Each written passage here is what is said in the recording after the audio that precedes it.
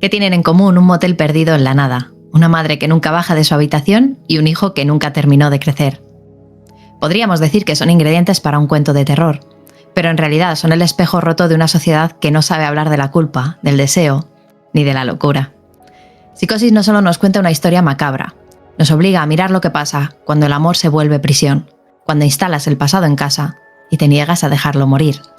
Bienvenidos, es hora de que nosotros pongamos la oreja en la puerta cerrada del cuarto de mamá. Muy buenas, somos Álvaro Aparicio, escritor, y Diana Soriano, Juglar 2.0. Estáis en el vuelo del cometa. Antes de arrancar con este especial de Psicosis de Robert Bloch, vamos a hacer las presentaciones típicas. La primera, tenéis el nuevo certamen de microrelatos hasta el 17 de noviembre en el Patreon del vuelo del cometa, una publicación enchinchetada a la que podéis acceder simplemente dándole al clic en Patreon. Y luego, al final de este programa, como siempre, tenéis que saber que vamos a leer los comentarios tanto de iVoox como YouTube.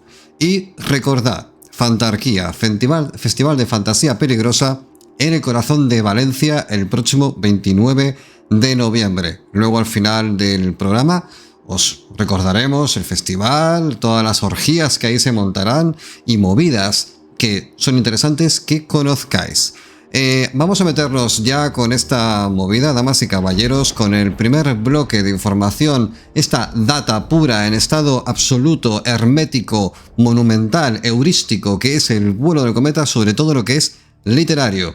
Pero vamos a hablar, querida Diana Soriano, de Psicosis de Robert Bloch. Así que hay novelas, como ya sabéis, que uno recuerda por su argumento, otras por la forma en la que están escritas, pero de vez en cuando aparece una obra que lo cambia todo, que rompe las reglas del género, que asusta de verdad, no por lo que muestra, sino por lo que insinúa, y que nos obliga a mirar dentro de nosotros mismos.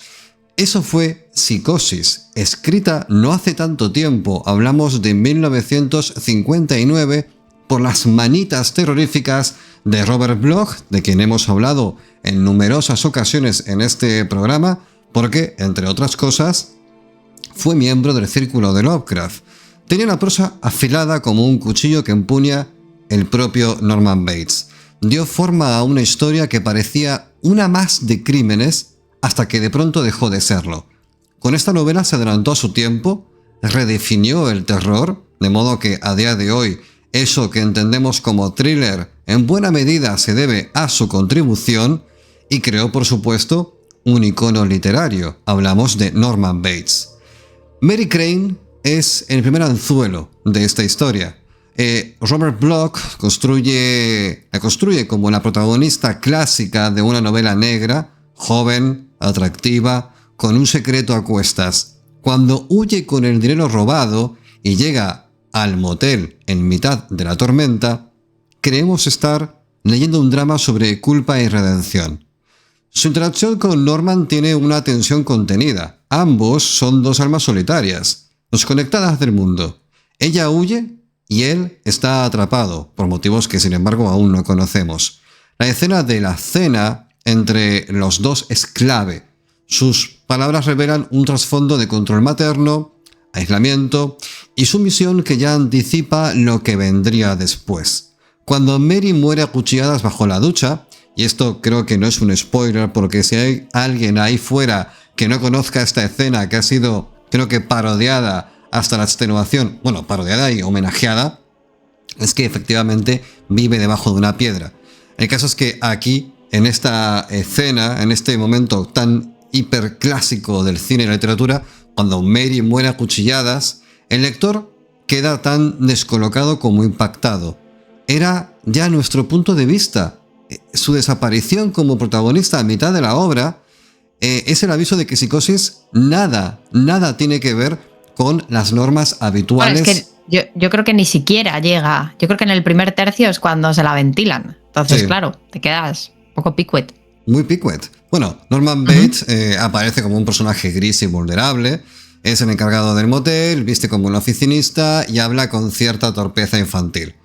Todo en él inspira, en principio, con compasión o, en el peor de los casos, un poco de lastimica.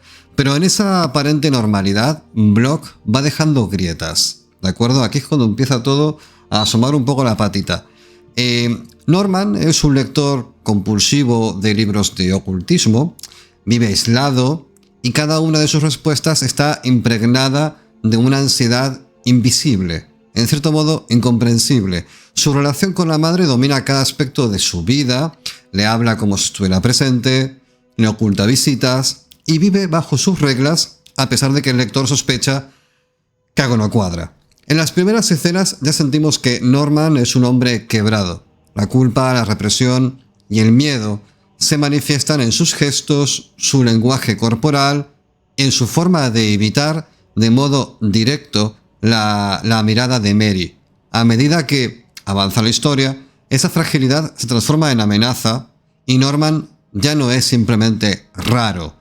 Hay algo más en él, algo que no entendemos del todo pero que acecha desde las sombras. Y aquí llegamos a la primera pregunta. ¿Quién es Norman Bates psicológicamente hablando? Es un caso de libro de trastorno de identidad disociativo, pero no es solo eso. Es también la culminación patológica de un proceso largo de represión, aislamiento emocional y dominación materna. Desde un punto de vista clínico, Norman presenta una escisión de la personalidad provocada por un trauma. El asesinato de su madre, tampoco estamos haciendo ningún spoiler, al que siguió una necesidad inconsciente de preservar su figura y mantener vivo el vínculo simbiótico. Esto dio lugar a la creación de una identidad alternativa, madre, que actúa como superego castigador, emergiendo para corregir cualquier desviación del yo original que él se imagina en su cabeza.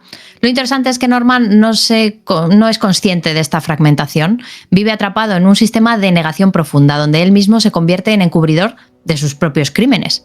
A diferencia de otros villanos del género, Norman no mata por placer ni por beneficio, lo hace por mandato interno, como si obedeciera a órdenes de una fuerza moral superior que paradójicamente ha escrito él mismo. Su rareza no es esa excentricidad, sino que es un síntoma de su enfermedad mental.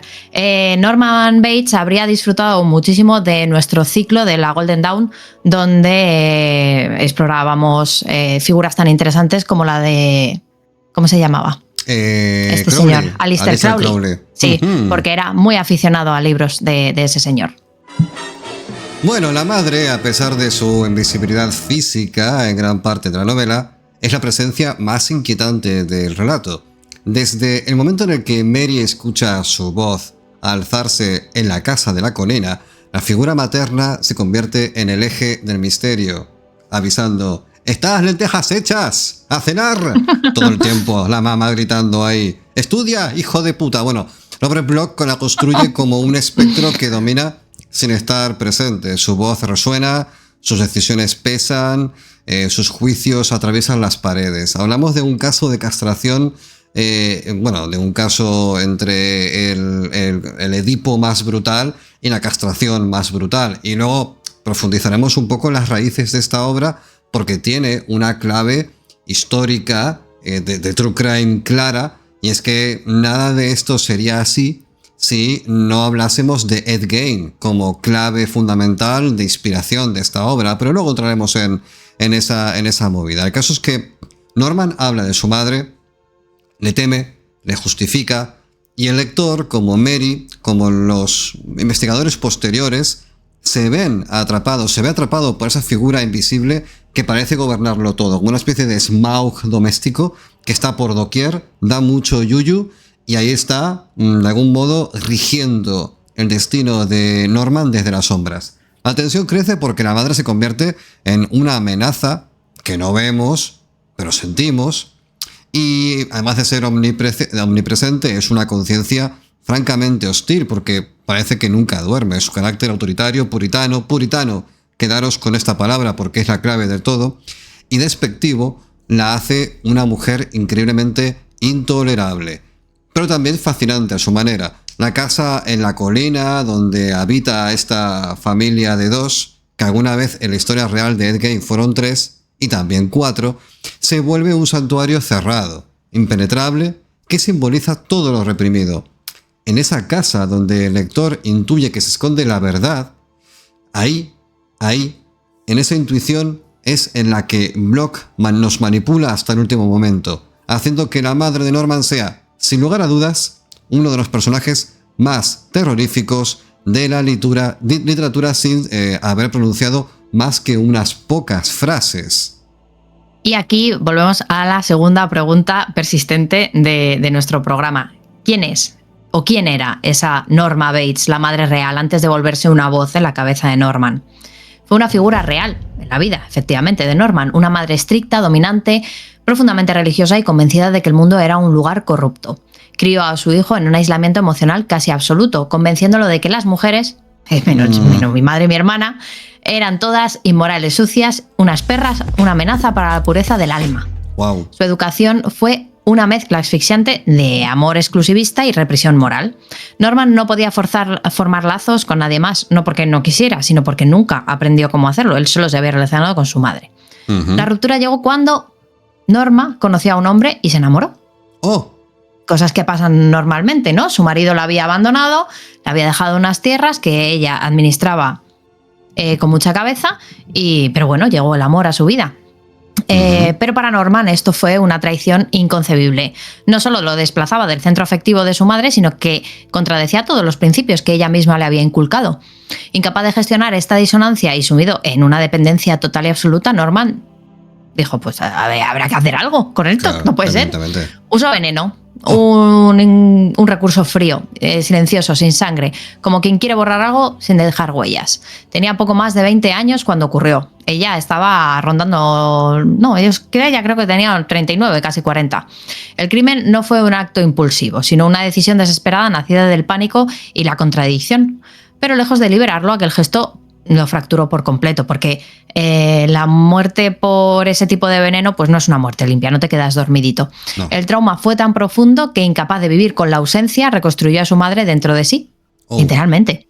No solo conservó su cuerpo en casa, sino que comenzó a escucharla, a imitar su voz, a dejarle espacio en su mente hasta que aquella personalidad autoritaria ocupó el lugar del yo, y así nació madre. No como una entidad sobrenatural, sino como una presencia psicológica invasiva. Un parásito de la mente. Desde ese instante, Norma dejó de estar enterrada en ninguna parte y empezó a vivir permanentemente en la conciencia de su hijo. Una presencia que juzgaba, castigaba y, si hacía falta, pues tomaba el control cuando Norman se ponía un poco piruleta. Ponía un poco la casita, pues se ponía, la madre controlaba. Hasta ahora, con todo lo que hemos estado diciendo respecto a Psicosis, Norman Bates y su relación sanísima con su madre, todo esto es bastante parecido a la historia de Ed Gein, salvo por la parte en la que la madre encuentra pareja. Eso no sucedió.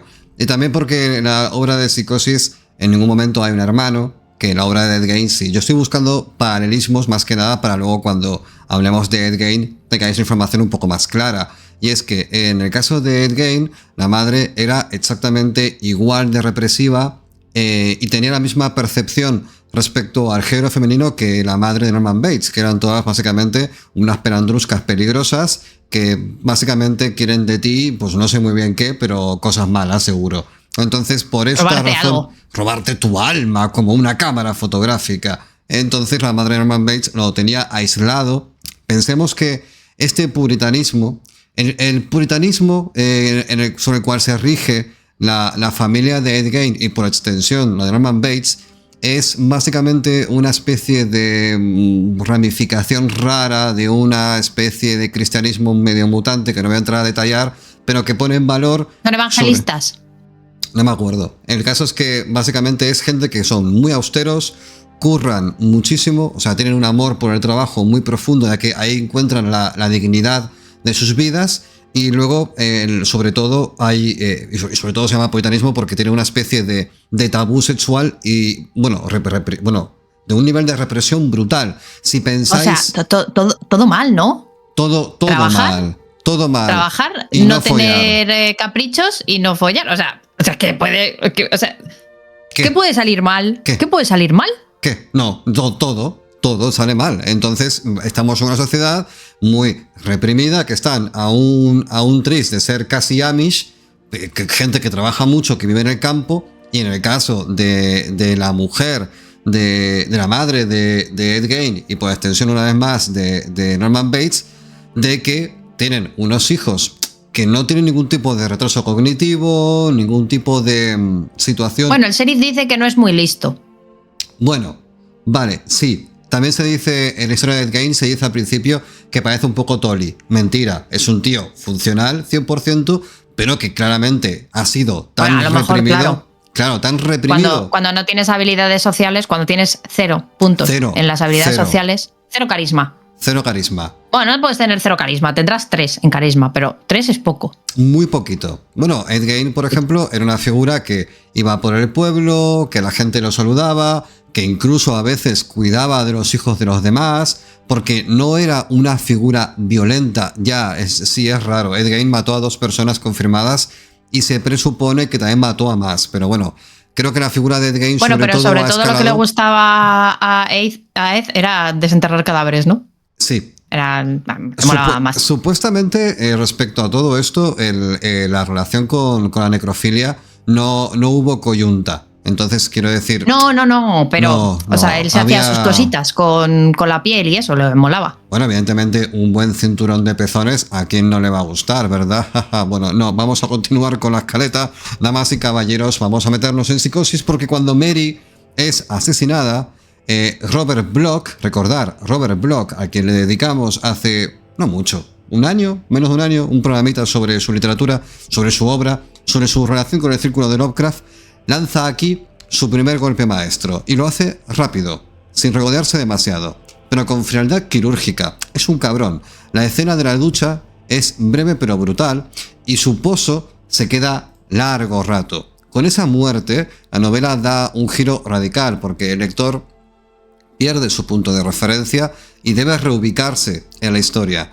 Es una decisión narrativa extremadamente valiente porque elimina a quien creemos que es la protagonista y transforma la obra en otra cosa distinta.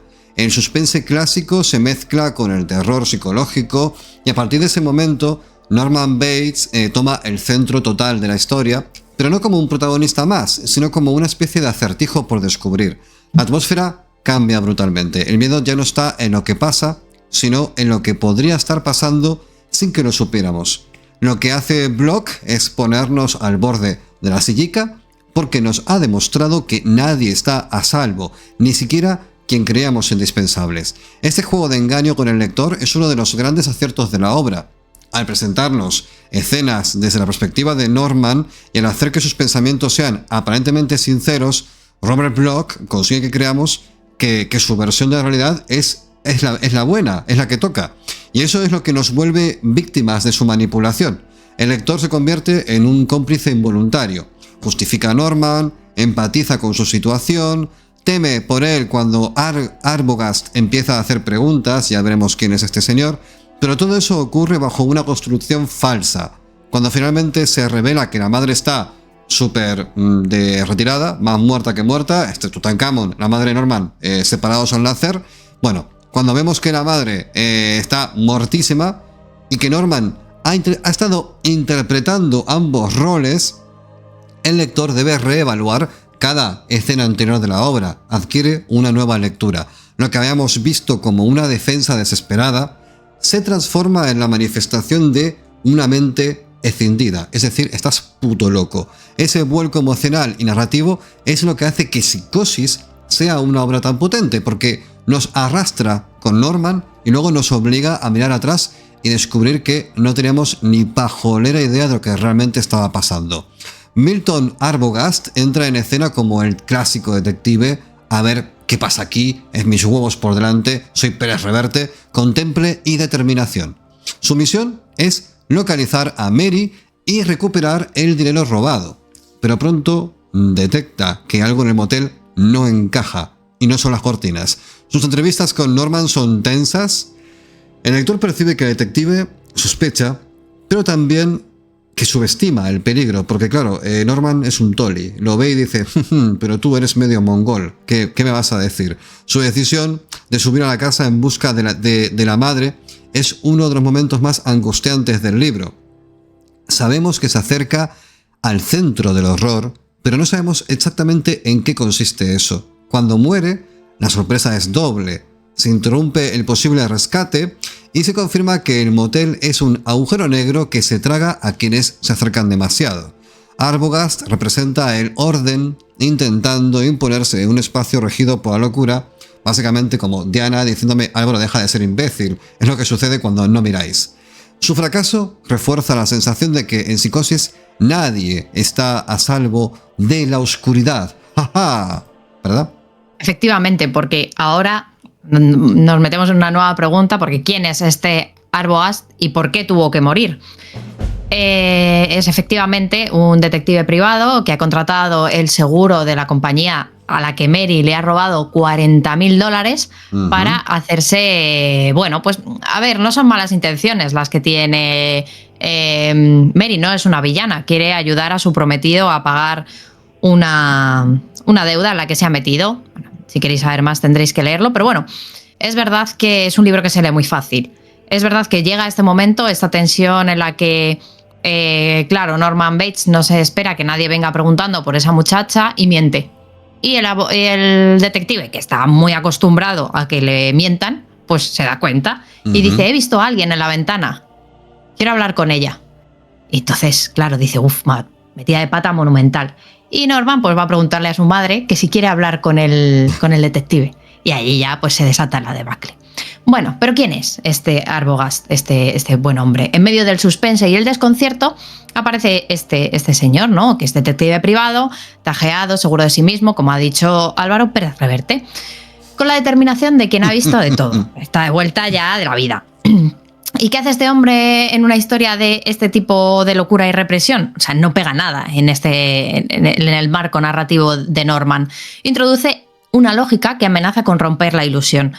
Constantemente Norman se cuenta historias a él mismo. Arbogast llega al motel buscando respuestas sobre Mary y lo que encuentra pues son evasivas, contradicciones y bueno, pues una escalera. Y ahí la escena más recordada, subiendo con decisión a la casa, pues no es solo icónica por el golpe que recibe, porque este señor no se lo esperaba, sino por lo que simboliza.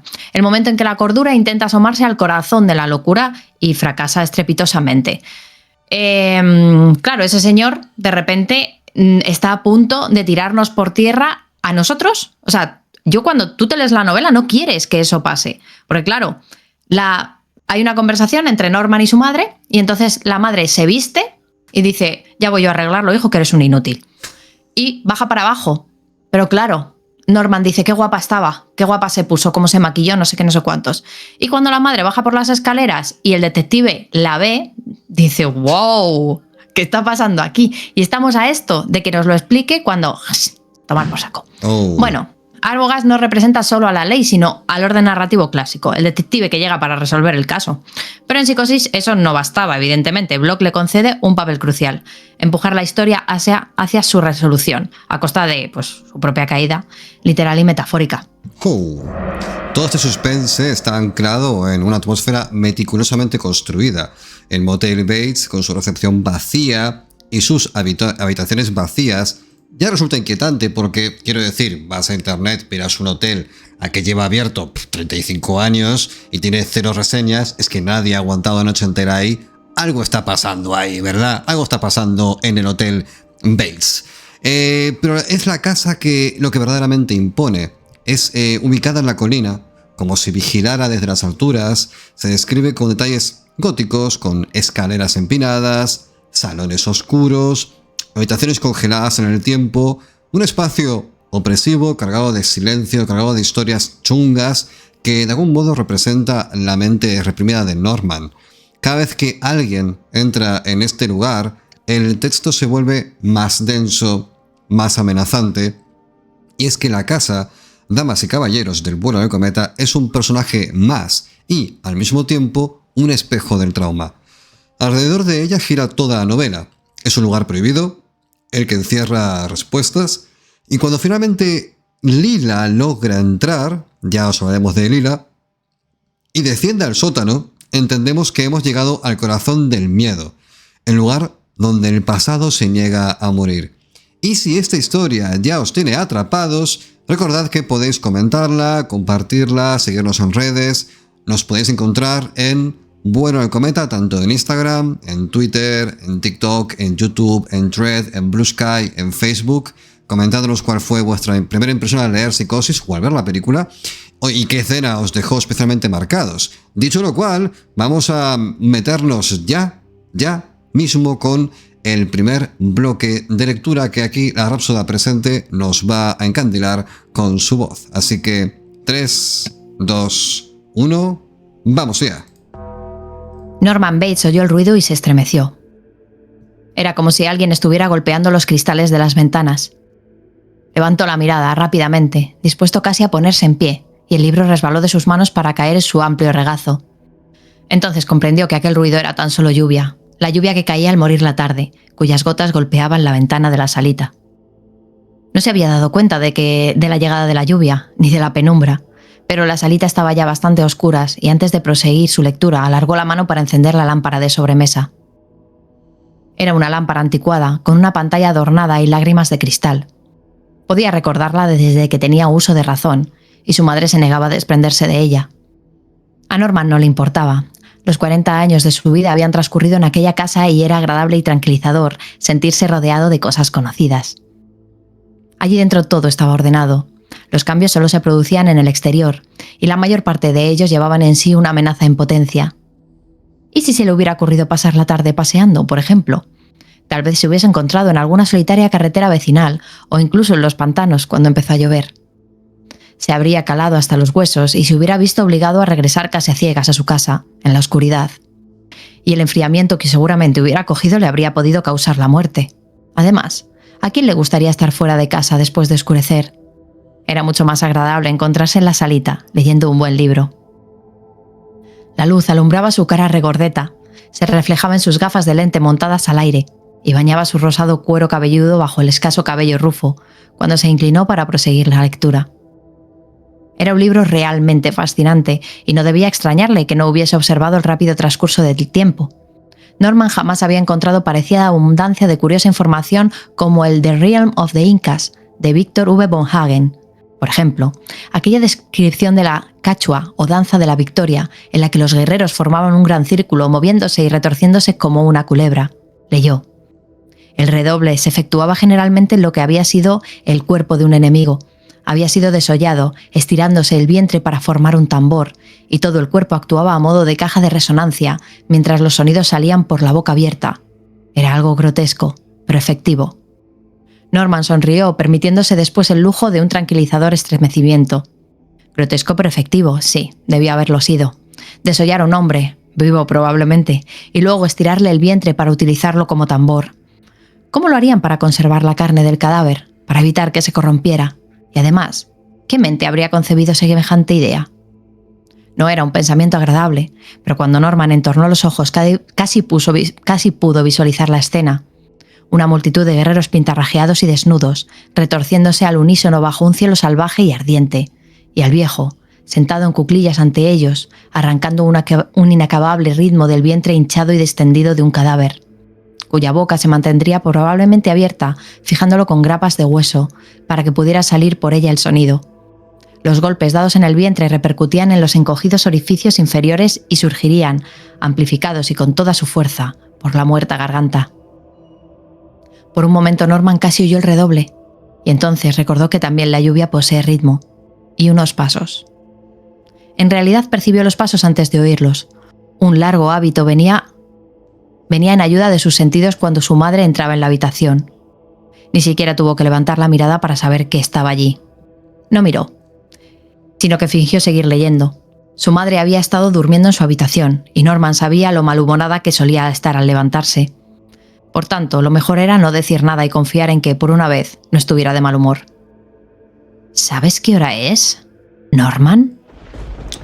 Aquí hay otro paralelismo con la vida de Ed Gein, y es que, en base a los estudios, aparentemente Ed Gein adquirió cierto grado de inspiración a través de historias pulp de la época, como es el caso que nos ha leído ahora Diana, de una historia donde una tribu con la piel de un hombre se hace un tambor maravilloso.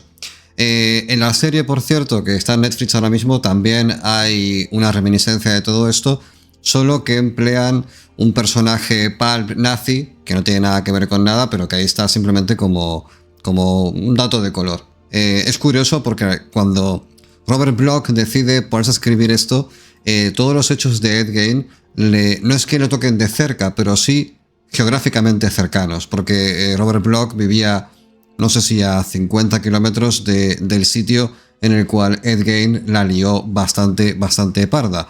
Vamos a continuar. Uno de los mayores logros estructurales de Psicosis es, como ya hemos dicho, este cambio de foco narrativo. La novela comienza con Mary Crane y luego, cuando la joven ya hace sus cositas y el lector empatiza con ella, siguiendo sus movimientos, se tensa con su ansiedad, ¿no? La tía está pasándolo francamente mal.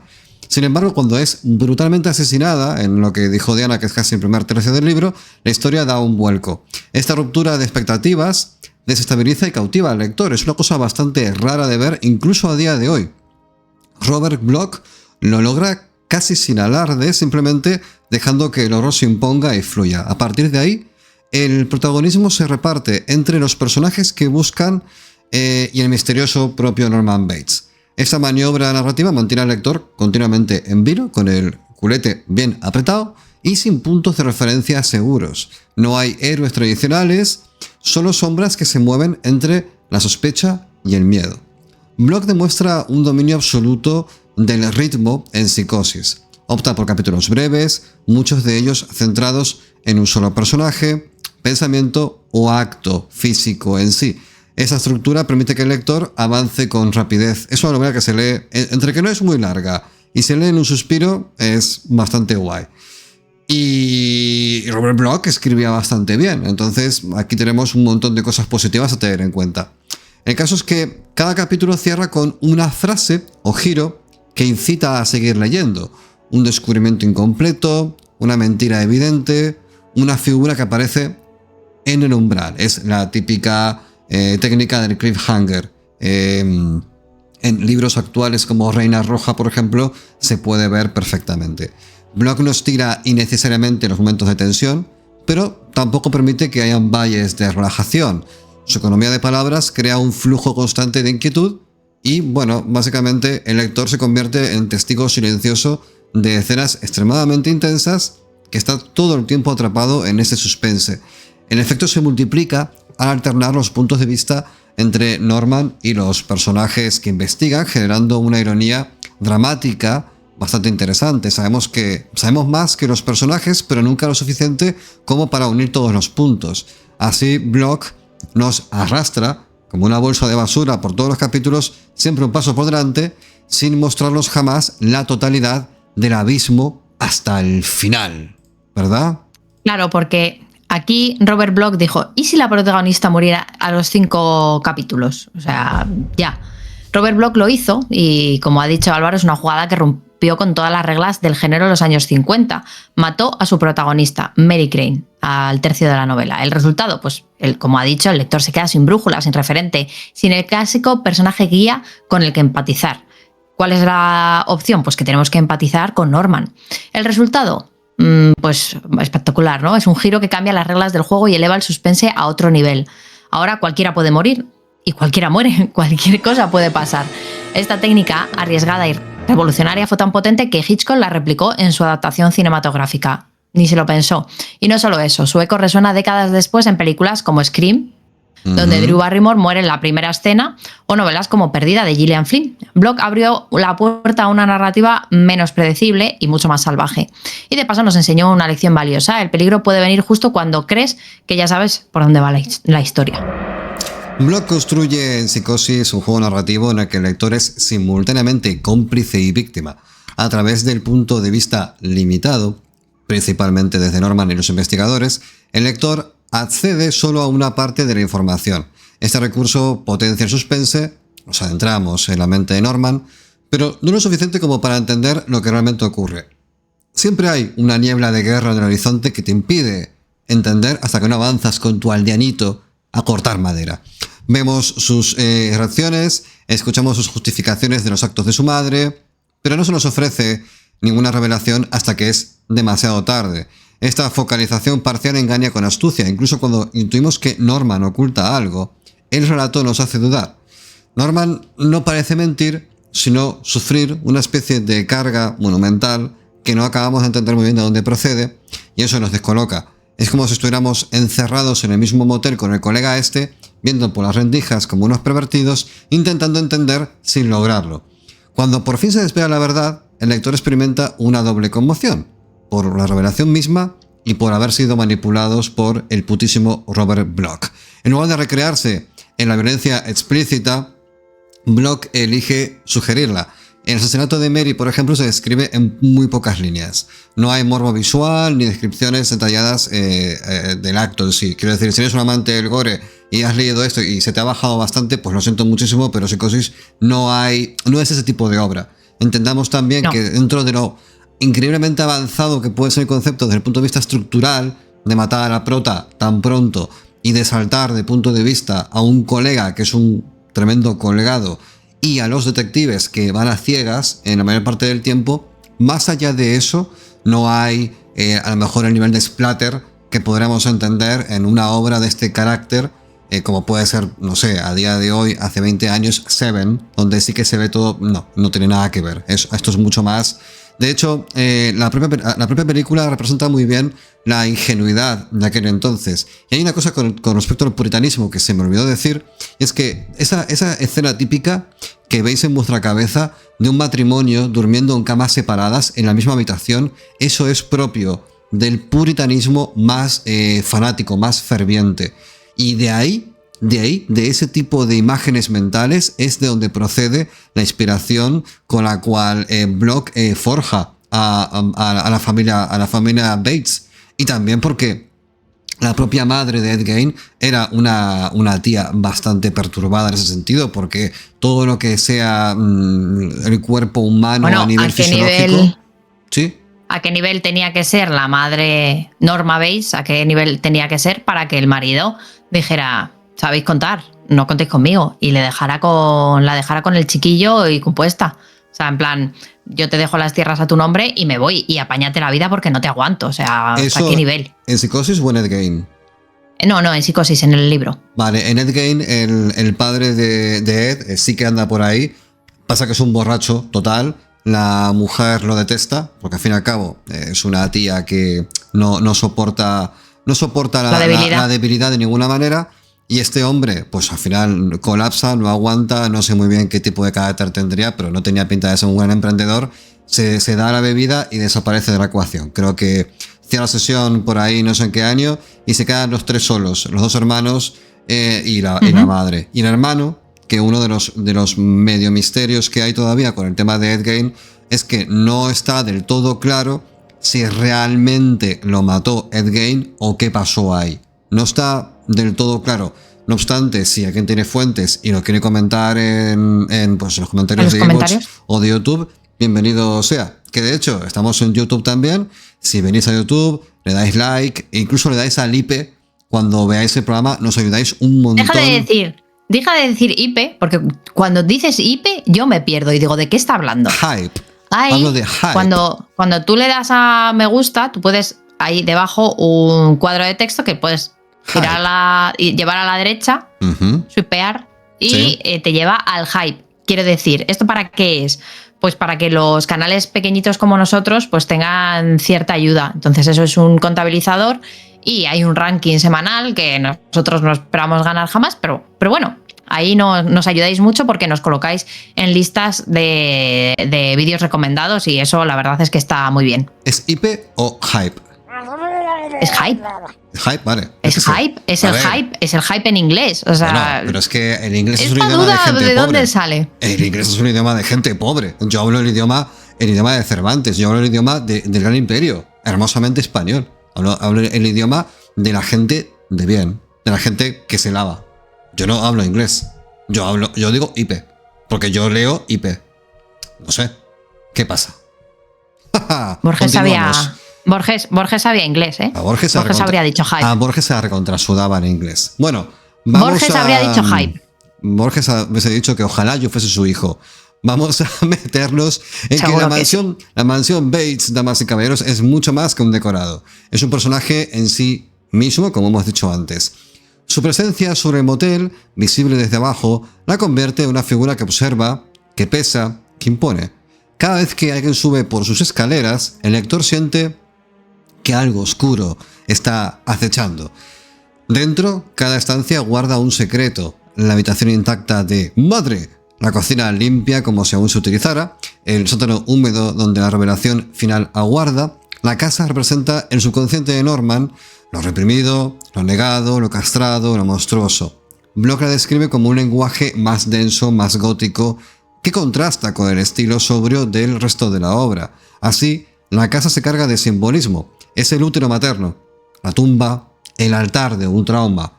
No hace falta que hayan fantasmas aquí, porque está impregnado todo de una presencia mental que es perturbadoramente vívida. Entrar en ese lugar es cruzar el umbral del horror real. Dicho lo cual, Diana, ¿qué nos puedes contar sobre todo esto? ¿Y qué pasaría si la casa no fuera solo una casa? En Psicosis, esta vieja mansión, la mansión Bates, es mucho más que un caserón lúgubre en lo alto de una colina, que bueno, pues cientos. ¿Y si fuera en realidad un mapa de la mente de Norman? La estructura vertical de la casa, un sótano, planta baja y piso superior, se alinea casi a la perfección con el modelo freudiano de la psique, el inconsciente, el yo y el superyo. Wow. En el sótano, oculto bajo tierra, está lo reprimido. Allí esconde Norman a el cadáver disecado de su madre para que no moleste, porque él tiene que arreglar lo que supuestamente ella, la culpable, ha desatado, porque recordemos que Norman no mata a Mary ni mata al detective, lo hace la madre. Él se lo explica de esta manera, pero claro, no puede ir a la policía porque la madre está enferma. No puede, porque claro, incluso ellos mismos se hablan, ¿no? Cuando la baja allí, la coge y la baja allí, le dice, si yo no te protegiera, estarías en un psiquiátrico. Uh-huh. Y la voz de la madre, cuando él cierra la puerta, la voz de la madre dice, y probablemente no estaría sola. Entonces, ahí ya vemos que aunque Norman se cuenta esta mentira, algún viso de verdad, él comprende. O sea, él sabe lo que se está contando, ¿no? Bueno, el cadáver de su madre está ahí en el sótano porque él la esconde, ¿no? Es el crimen ese fundacional cuando la mata y a los 2 meses, que bueno, él estuvo 2 meses después encerrado en un psiquiátrico después de perpetrar este crimen que todo el mundo entendió que había sido un suicidio un suicidio acordado entre ella y su amante. Bueno, él está 2 meses porque, claro, se rompe totalmente. Pues cuando sale, pues no tiene otra que ir para la tumba de su madre, sacarla y con sus conocimientos de taxidermia dejarla muy bonita para toda la vida. Claro que sí, Rey. En la planta baja habita el Norman funcional, el que es de cara a la galería, ¿no? El hombre que atiende el motel intenta comportarse con normalidad, aunque raramente lo consigue. Y en lo alto, el dormitorio intacto de su madre, símbolo de esa autoridad moral que aún lo domina desde arriba, como una conciencia que vigila y castiga la mente de Norman. La casa es su mente, con una escalera en esa transición interna y cada habitación un rincón de su locura, porque si veis el desván está hecho unos zorros. Uh-huh. Bueno, ¿os imagináis coger la pala una noche que nadie os vea, una noche oscura sin luna, y decir, aquí, voy a cavar aquí, sacaré una tumba? Pues que sepáis que cavar un agujero tan profundo no es como en las películas, ¿eh? Que yo de verdad que he intentado plantar árboles, he plantado un puto pino, y para hacer un agujerico chiquitico, como esta taza, ¿vale? Me las he visto, me las he deseado. Que cuando yo veo a los profanadores de tumbas tan alegremente quitando media tonelada cúbica de tierra, digo, joder, hermano. Y quizás los profanadores de tumbas, los que menos, porque ya es arena removida. Pero vete al monte a cavar un agujero. Vete al monte a cavar un agujero. Vete al monte. Intenta profanar un cadáver. Claro. Intenta profanarlo de verdad. Que no hay más que piedras. O sea, yo ya no te lo estoy diciendo. Claro. Yo te lo estoy diciendo ya solo, no porque tú quieras profanar un cadáver, sino porque quieras esconder uno. Claro. O sea, 9 de cada 10. Claro, 9 de cada 10 asesinos que intentan esconder un cadáver, dicen, qué pateo. Y a la hora y media, 2 horas, con las manos llenas de ampollas, dicen, mira, que así se queda, si por aquí no pasa nadie. ¿Y qué pasa? Que al final pasa. Bueno, Bloch utiliza una serie de símbolos repartidos a lo largo de la novela que refuerzan sus temas claves sin necesidad de explicarlos. Los pájaros disecados que decoran la oficina del motel, por ejemplo, no son un simple capricho estético de Norman, son una metáfora directa del control, de la muerte y la apariencia de normalidad, porque poner animales muertos por todas partes es lo que hace cualquier persona que tú dices, este tío mola. Son criaturas atrapadas en un estado eterno, como su puta madre, como él, desmonetizados. La taxidermia revela la obsesión. revela la obsesión de Norman por conservar lo que ya no vive, pero también por impedir el cambio, la evolución y la libertad. Los espejos rotos en su habitación son otro símbolo poderoso. La identidad fragmentada, la imposibilidad de reconocerse. Y esto me recuerda mucho a un juego de Metal Gear. No sé si es el Metal Gear 2. Pasa que te estoy hablando de esto, no tienes ni puta idea, pero no pasa nada, yo tiro para adelante. En Metal Gear 2 hay un personaje que creo que se llama... No me acuerdo, es que lo jugué hace mucho tiempo. Pero era un tío que en la cabeza... En la puta cabeza, tenía dos voces, dos conciencias, y que de alguna manera él mismo había como domado una de sus conciencias para convertirse en la otra parte. Es muy loco, Kojima, estás loquísimo, y ahí lo consigue. Que también, por cierto, esta dualidad mental de Norman Bates es claramente Gollum Sméagol, también, es muy eso, totalmente. ¿Qué pasa? ¿Por qué piensas tan profundamente? Sí. No, estoy pensando en algunos pasajes de la novela. Por ejemplo, hay un momento en el que Norman se está afeitando, pues como todo hombre de bien, que no lleva barba, no como aquí Álvaro Aparicio. Hola. Un barbudo. ¿Qué tal? Un placer. No me lavo. Efectivamente. Y bueno, dice, claro, a él no le gusta mirarse mucho tiempo al espejo, porque recuerda que él cuando era joven, pues miraba su cuerpo desnudo en el espejo. Y un día su madre le pilló y le dijo que eso no se hacía y le regañó muy fuerte. Claro. Entonces, claro, pues por eso están los espejos rotos. Él no es. Luego lo dice él mismo, ¿no? Dice, es que cómo voy a ser yo. ¿Cómo voy a mirarme yo? Si además, mira, estos pliegues, estas barrigas, estas no sé qué, no sé cuántos. Eres bello, Norman. No te agobies, no te tienes que comparar con nadie. Hay que lavarse a oscuras. Porque si te lavas a oscuras, esas cosas no te pasan. Y si luego queda errónea, tampoco te das cuenta, porque como no la ves... ¡Ja! Bueno, el estilo de Block en Psicosis es contenido, directo, quirúrgico. No hay lugar para la floritura, ni para ningún tipo de divagación. Cada palabra aparece elegida con precisión para generar un efecto. Acelerar el ritmo de la obra, cortar la respiración o sembrar una sospecha. Esta economía expresiva no implica pobreza literaria, sino una exactitud muy medida. El lenguaje se adapta al tono psicológico de la historia, evitando la ornamentación que podría diluir el impacto emocional. Así, la prosa refleja la frialdad del entorno y la represión emocional de sus personajes. Cuando ocurre algo atroz, no hay gritos ni alaridos, ¡guau! ¡Me muero! No. Hay frases cortas, te moriste. Eso es todo. Incisivas, estás muerto. Que resuenan por lo que callan, que resuenan más por lo que callan que por lo que dicen. Esta contención narrativa eleva el horror a otro nivel, lo hace más creíble, más cercano, más verosímil. No es la típica historia lovecraftiana, que está el tío, que viene seguramente una deidad primigénica y dice, estoy escribiendo este diario mientras el bicho me está matando. ¡Ah! Y al final la A aparece repetida, porque el tío mientras lo desmiembran tiene tiempo a chupar la pluma y continuar poniendo letras. No. Aquí es mucho más contenido y mucho más real, entre comillas. Es un estilo que respeta la mente del lector, teniendo en cuenta sobre todo que está orientado a un público muy diferente al que Robert Bloch y Lovecraft compartían. Esto no es un pulp fantástico, esto es un tipo de novela negra que atiende a otras reglas y por supuesto a las expectativas de un público muy diferente. Tengamos en cuenta que Robert Bloch, junto con Robert E. Howard, que si no hubiese sido porque se voló la puta cabeza, hubiese sido un tío de tremendo éxito, Robert Bloch realmente lo petó en su día. Trabajó en guiones, trabajó en la tele, no llegó a lo mejor... Hizo guiones de Star Trek. ¿De Star Trek? Sí, es un poco parecido a Richard Matheson, esa gente que acaba teniendo como un predicamento muy tocho en la industria del cine, pero que lógicamente forman parte o sea, su acervo es puramente literario. Cuando van a hacer un guión es casi como un préstamo de su talento a un medio que es muy distinto. Y sin embargo, Bloch nadó muchas aguas y era un tío muy solvente. Y no olvidemos que Psicosis, evidentemente sabemos que tuvo tanto éxito porque estuvo Hitchcock por el medio. Entonces, claramente Hitchcock... Bueno, ya era una vaca sagrada Hitchcock en ese momento de... Sí. O sea, me refiero... Hay veces que vas a ver una peli que, bueno, que es un éxito asegurado por de quién es. Efectivamente. Que claro, no digo que esté mal la peli, ¿eh? O sea, ojo, que como representación de la obra es bastante fiel. A ver, Psicosis claramente a día de hoy, tanto como el libro.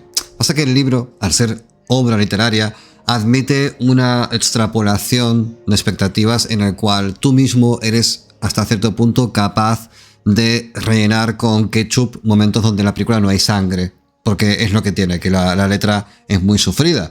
La película es mucho más naif. La película hay momentos en los que el gran momento de la revelación, que está la madre ahí, muñequer, ahí arriba, y está muñequer, y dices, oh Dios, guau, guau, guau. Y es como, vale, pero... No me lo esperaba, ¿y tú? Claro, ¿Cómo? pero es, a ver, es que es un muñeco, no tiene más, pero en aquel entonces sí que impresionaba, porque evidentemente la deriva narrativa del terror y del thriller han evolucionado. Ahora mismo somos todos unos enfermos que vemos Longlegs y nos parece un capítulo de la patrulla canina. ¿Qué vas a decir? De todas formas, yo creo que en la novela Bloch lo hace bastante bien, porque Lila, que es la hermana de Mary, que va a buscarla junto con Sam, que es su prometido, llega a la casa y dice, bueno, pues voy a ponerme a mirar por aquí. Es mongólica porque se va sola. Entonces llega un momento en que llega al sótano y dice, bueno, pues si hay algo tiene que ser en el sótano, porque aquí no hay nada. Claro, el sótano. Entonces se baja para abajo y ve efectivamente detrás de una manta hay una puerta, la abre y encuentra el cadáver de la madre de Norman y dice wow. Mistress Bates. Y una voz por detrás se oye que dice sí. Entonces, claro, en ese momento tú dices, wow, ¿qué está pasando? Todavía no lo tengo muy claro. Es muy claro, bueno. Es que sí, es un momento... Tú imagínate que vas con un Actimel de la nevera, Mistress Bates, do you want a Actimel? Y te dice el colega desde atrás. ¿Do you like a banana? Es como, no, muy mal. Por cierto, te quiero mucho, pero deja de decir bajar abajo. La siguiente vez que digas bajar abajo, te corto una oreja, como en el Diablo 2, ¿vale? Ven si te atreves a cortarme la oreja. Ven, que voy a bajar abajo. ¿Vas a bajar abajo? Wow. Bueno, vamos a meternos en el siguiente bloque de lectura, en el que la Rapsoda 2.0 nos hará alaracas y alegrías que dice bajar abajo, la hija de puta. Bueno, el caso es que si queréis buscar un taller literario en el cual no digáis nunca, no tenéis que decir nunca bajar abajo o subir arriba. Ni subir para arriba. Si queréis evitar ese tipo de desgracias verbales, uniros a la Academia Oscura, taller literario de terror verdadero impartido por MUA, que podéis encontrar en alvaraparicio.net o en el Patreon del Vuelo del Cometa. Uniros para escribir terror verdadero, que la clase anterior, por cierto, que fue la semana pasada, fue guapísima, porque fue una clase en la cual todo el mundo se puso a escribir y por cada escena escrita, sí, había una especie de IA brutal en una nave espacial, que era yo, que soy el enfermo primigenio, y les decía, si escribís una escena, voy a contabilizar todos los errores que cometáis a nivel ortotipográfico, de estilo, de coherencia, etc. Por cada error cometido habrá un +1, y cuando acumuléis tantos errores vais a perder una parte de vuestro cuerpo. Y eso fue lo que pasó, que al final iban todos como torsos desmembrados por ahí y fue maravilloso de imaginar. Entonces, Academia Oscura, damas y caballeros, vamos a meternos con el siguiente bloque de lectura en 3, 2, 1, vamos allá. Y eran muchas las cosas que hubiera querido hacer con una muchacha como aquella, joven, bonita, inteligente también. Se había puesto en ridículo al contestarle como lo hizo cuando ella hablaba de su madre. Admitía que había dicho la verdad. Ella sabía y podía comprender. Deseó haber estado más rato con ella. Quizá no volviera a verla jamás. Se marcharía al día siguiente, para siempre. Jane Wilson, de San Antonio, Texas. Se preguntó quién era, a dónde iba, cómo debía ser en realidad en su interior. Podría enamorarse de una muchacha como aquella. Sí, podría enamorarse con solo verla una vez. No era una cosa risible, pero quizá ella se reiría. Las muchachas eran así, siempre reían, porque eran perras. Mi madre tiene razón. Son perras, pero no puedo contenerme cuando una perra es tan hermosa como esa, y sé que no volveré a verla. Si hubiera sido un hombre, se lo hubiese dicho cuando estaba en su habitación, habría sacado la botella, le habría ofrecido un trago, bebido con ella y... No lo hubiese hecho, porque soy impotente. Esa era la palabra que no podía recordar, impotente, la palabra que emplean en el libro, la que usa mi madre, la que significa que no volveré a verla, porque de nada me serviría. La palabra que las perras sabían, deben saberla, y por eso reían siempre. Norman volvió a beber. Sentía como el licor le caía por la barbilla. Debía de estar borracho. Sí, estaba borracho. ¿Y qué? Mientras su madre no se enterara, mientras la muchacha no lo supiera, sería un gran secreto. Impotente, ¿eh? Bien. Eso no significaba que no pudiese volver a verla. La vería, y a no tardar. Norman se inclinó sobre el escritorio y casi tocó la pared con la cabeza.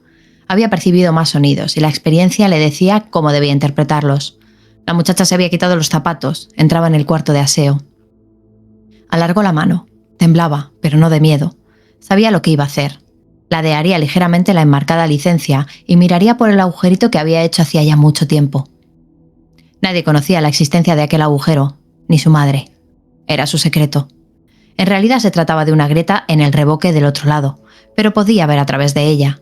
Veía el interior del cuarto de aseo. Podía ver mucho. Las perras podían reírse cuanto quisieran de él. Sabía más de ellas que cuanto ellas hubieran podido imaginar jamás. Le fue difícil enfocar la mirada. Se sentía mareado. Ello se debía en parte a la bebida y en parte a la excitación.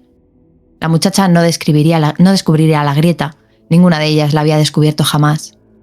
Entonces Norman oyó un ruido, un enorme ruido que parecía sacudir las paredes y oscurecer sus pensamientos. Un ruido que nacía dentro de su cabeza.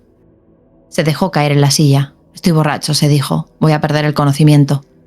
Pero no lo perdió. El ruido continuaba, y en alguna parte dentro de él percibió otro sonido. Alguien estaba abriendo la puerta de la oficina. Pero ¿cómo era posible? ¿No la había cerrado con llave? ¿Y no tenía esa llave?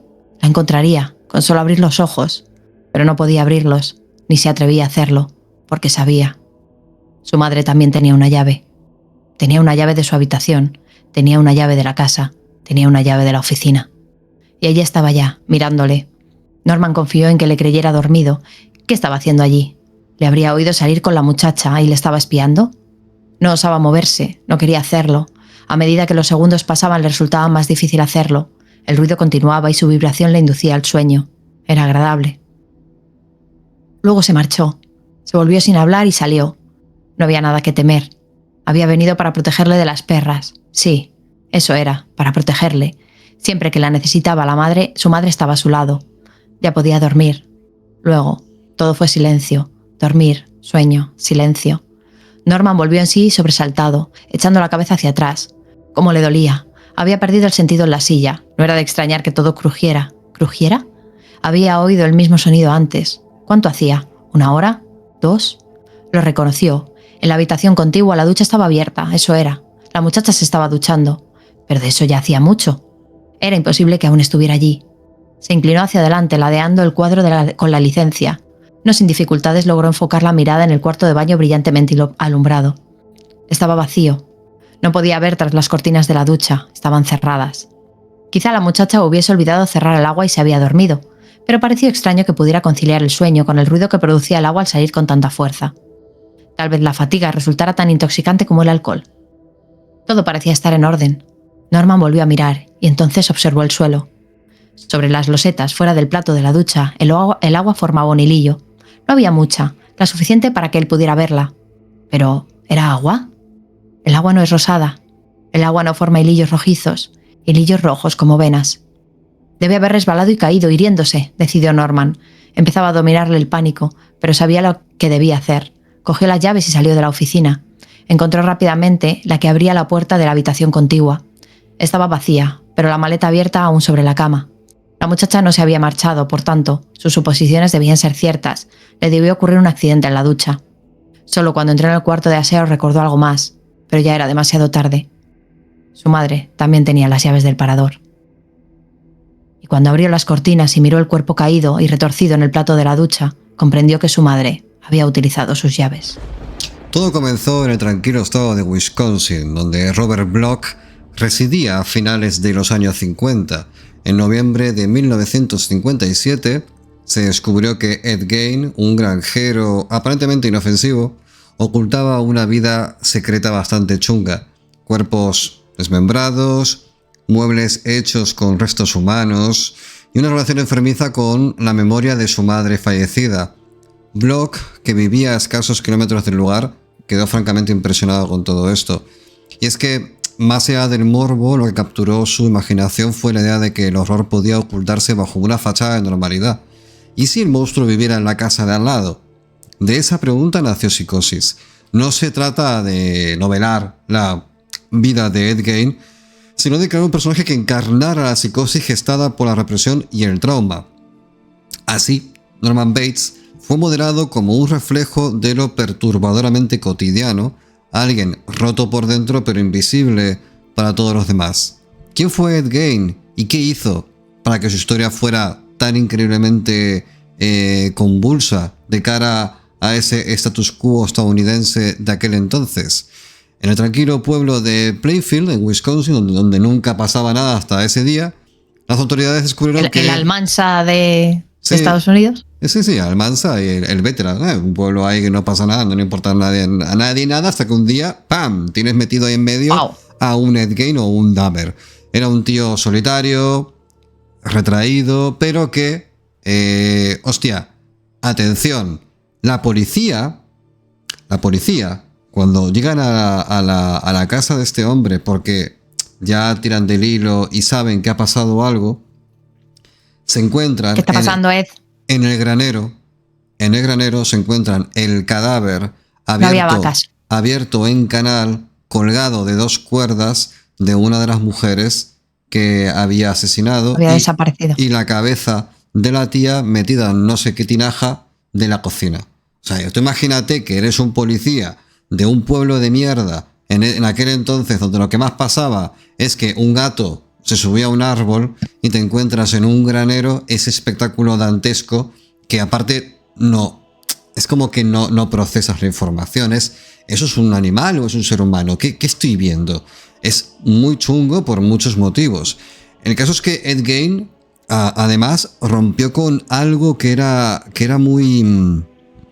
Antes hablamos del puritanismo de aquel entonces. El puritanismo también ponía en valor la vida rural. Entonces es como que lo rural era un modo de recuperar la pureza espiritual en un mundo que poco a poco iba abocado a las grandes urbes, donde se perdía el valor tradicional, donde se perdía el concepto de familia, donde, en fin, todo lo que ya sabemos. Se tenía el campo como una visión salvadora de una sociedad más autónoma, más eficiente, más cercana a Dios y al trabajo. Bueno, pum, Ed Gein te jode el plan, te jode el dogma y es como, esto no funciona así porque tienes un puto loco en el pueblo de al lado.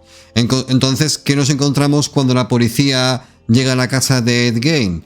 Pues que no solamente mata a 2 mujeres, también una de las mujeres es una ferretera o trabaja en una ferretería y por eso lo localizan a Ed Gein, porque el tío va, creo que no paga, deja de ver, su nombre aparece en un cuaderno de morosos, ¿vale? Cuando lo capturan a Ed, dice que él nunca estuvo ahí, y al final entre pitos y flautas lo cogen y así empieza todo, porque Ed Gein tampoco es que fuese Sherlock Holmes, no era el tío más listo de su cuadra. Evidentemente no era un tío falto, porque eso... Bueno, pero es que, a ver, se te iba a decir... ¿Qué me vas a decir? ¿Qué? Cuando la gente que ata hilos, la gente que se dedica a eso, quiero decir, al final es fácil, no es fácil, hombre, si te lo ponen delante, como en el caso de una novela, es fácil, pero tú no te imaginas, porque hay muchas cosas que tú no sabes que nadie te ha puesto en un papel. Entonces, claro, él dijo, no, yo no tengo nada que ver, que no me... O sea, decir la verdad a lo mejor no es una opción. Simplemente tú dices, bueno, que no me relacionen, yo digo que nunca he estado ahí y ya está. Tú que sabes que te han puesto en un cuaderno. No tendría ni puñetera idea. Es que claro, ¿esto es un alegato en defensa de un asesino? No, de que te pillen, de que hay veces que te pillen es normal, porque hay muchas cosas que tú no sabes. Es muy fácil pensar en qué tonto eres, que te han pillado, porque no sabías que estabas ahí apuntado, pues claro que no lo sabías. Bueno, a ver, yo desde aquí lanzo un comunicado, ¿vale? A toda la gente. Queridos asesinos en serie, si algún día os pilla la policía, queremos que sepáis que no sois tontos. Es que, joder, hay muchas cámaras por todas partes. Entonces, bueno, claro, si ahora sí, en aquel entonces no. Claro, si algún día dejáis una lágrima, una gota de sangre, es que los putos perros tienen la cualidad de cogerte. Entonces, que no queremos que penséis que sois tontos. No, simplemente no, que todo ha avanzado mucho. sintáis mal por eso. No, sois muy válidos, no sois sintáis muy mal. válidos, hijos de Sois la muy gran válidos. puta. Bueno, ¿qué encontró la gente del Cuerpo de Seguridad del Estado de Wisconsin cuando entró a la casa del colega Ed Gein? Pues encontró pues un montón de cosas muy extrañas, como por ejemplo pantallas de lámparas hechas con piel humana. O sea, la tía Pili, que se había muerto el otro día, pues ha visto que la tumba no está vacía, pues ahora es una puta lámpara. Cráneos convertidos en cuencos, rostros humanos preservados como máscaras. El hogar de Gein era un sitio acogedor. Seguramente saldrá en el siguiente catálogo de IKEA. El caso impactó no solo por la atrocidad de los hechos, sino porque Gein, a ojos de sus vecinos, era un tío que siempre saludaba. Era un tío que el presidente de la comunidad confiaba en él. Le decía: Ed, dame el presupuesto del fontanero ese porque yo confío en ti. Pero resultó ser que no. El caso impactó muchísimo. La escena conmocionó al país e inspiró, por supuesto, al señor de cuya novela hablamos el día de hoy, Robert Bloch, que vivía a menos de 50 kilómetros del lugar de los hechos.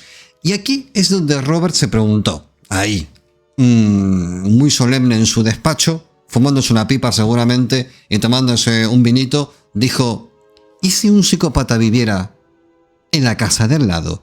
Diana, ¿qué pasó? Es que casi vivía en la casa de al lado, el psicópata. Pero, ¿qué pasó? ¿Qué pasó después? Porque sí, atraparon a Ed Gein, ya sabemos por qué, y lo juzgaron. ¿Qué pasó cuando le atraparon?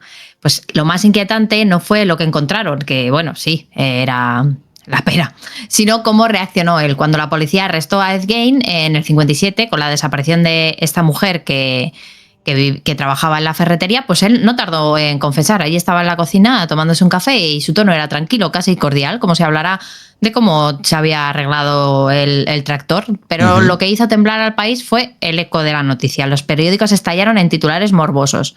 Las radios enumeraron cada hallazgo con creciente incredulidad y la América rural se descubrió vulnerable a un tipo de mal que parecía reservado a la ficción. Eso no pasa en Estados Unidos. Oye, que no. Gein había vivido décadas oculto a plena vista haciendo sus tropelías. Su historia encendió la imaginación colectiva y reformuló el terror moderno, que no hacía falta un castillo gótico, solo una granja y silencio y gente con ganas de mirar a otro lado, porque claro, que Ed hacía cosas raras ya lo parecía, que no cuadraba nada que hacía ese señor, pero bueno, preferimos mirar porque no es nuestro problema, ¿no? Bueno, pues ¿qué pasó con Ed Gein? Fue diagnosticado con esquizofrenia paranoide y pasó el resto de su vida de una institución psiquiátrica en otra. Lo más llamativo es pues que esto fue sin gritos, ni llantos, ni por supuesto pedir perdón. Lo único que decía Ed Gein era pues que echaba de menos a su madre. Bueno, tenemos que decir que la vida de Ed Gein en las instituciones psiquiátricas en las que estuvo fue una experiencia bastante apacible. De hecho, creo que Ed Gein fallece ya de mayor, pues en 1989, me parece. No pasa nada demasiado... No, 84, perdón, que lo acabo de buscar ahora. El tío fallece con 70 y pico de años, creo.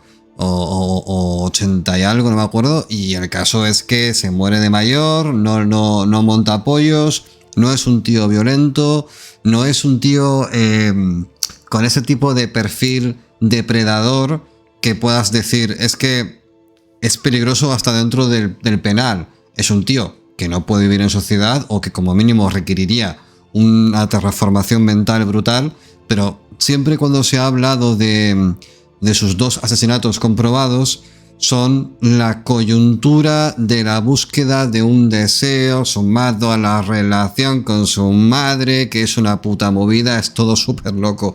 No es una justificación de que sea un lunático, simplemente que no es ese tipo de depredador, no era ese tipo de depredador. Sí, podríamos decir que no es como este otro, ¿Bundy se llamaba? Ted Bundy era muchísimo más peligroso, por ejemplo. Que era un hombre que iba buscando activamente gente vulnerable, que que por aquella época de los 60, que por lo visto estaba muy de moda en Estados Unidos hacer autostop, porque bueno, la verdad es que te vendían Estados Unidos como un país seguro. Bueno, pues se subían las chicas a su coche y nunca más salían. O sea, aprovecharse de la situación de confianza de un lugar para ser un depredador, como ha dicho Álvaro. Pero claro. No, en este caso eran casos coyunturales y producto de un deseo de apaciguar algo que tenían dentro, claro, realmente. No es una depredación, o sea, no de activa. Hacer daño per se. No, el tío es lo que decía antes, incluso Ed Gein. O sea, que está mal igualmente, ¿eh? Pero espera, claro.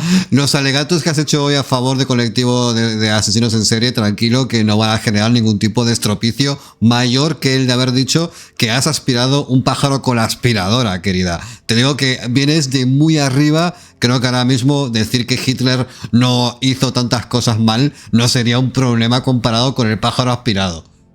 Quiero decir. Bueno, escucha. Escucha, el otro día escuché un vídeo. Sí. En el que gente de 18 o 19 años decía que bueno, que Franco había hecho cosas malas, pero que bueno, que también buenas, ¿sabes? Entonces, mira, si ellos pueden tener ese discurso, yo también. Claro que sí, guapi. Bueno, el caso es que Ed Gein no era... Ed Gein lo voy a buscar ahora mismo porque no me quiero pisar, pero no está claro que fuese un psicópata en el sentido estricto de la palabra. Creo que era una persona simplemente extremadamente... Un desequilibrado mental. Era un desequilibrado mental con pulsiones sexuales muy chungas y de hecho con el tema de la necrofilia, porque el colega de vez en cuando iba al cementerio como el que va Eroski y decía, pues ese, cogía la pala, lo quitaba, se lo llevaba a casa, no se lo follaba. Él dijo que no tiene ese tipo de necrofilia. Era simplemente una especie como de yo creo que posesión sobre la muerte muy rara. ¿Qué bueno, y en la situación de soledad y del ostracismo que sentía esa persona, claro. En su mal funcionante cabeza, pues diría, pues es que así no estoy solo. Entonces, claro, como soy incapaz de relacionarme con la gente viva, necesito esta presencia humana de alguna manera en mi vida.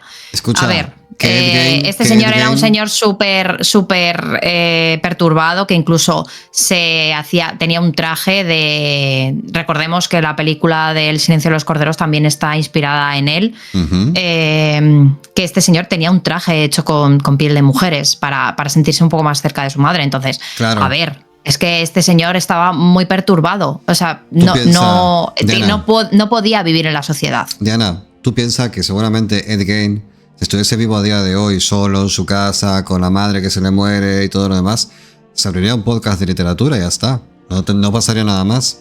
Se podría jugar todo el día al LOL y abrirse podcast de literatura.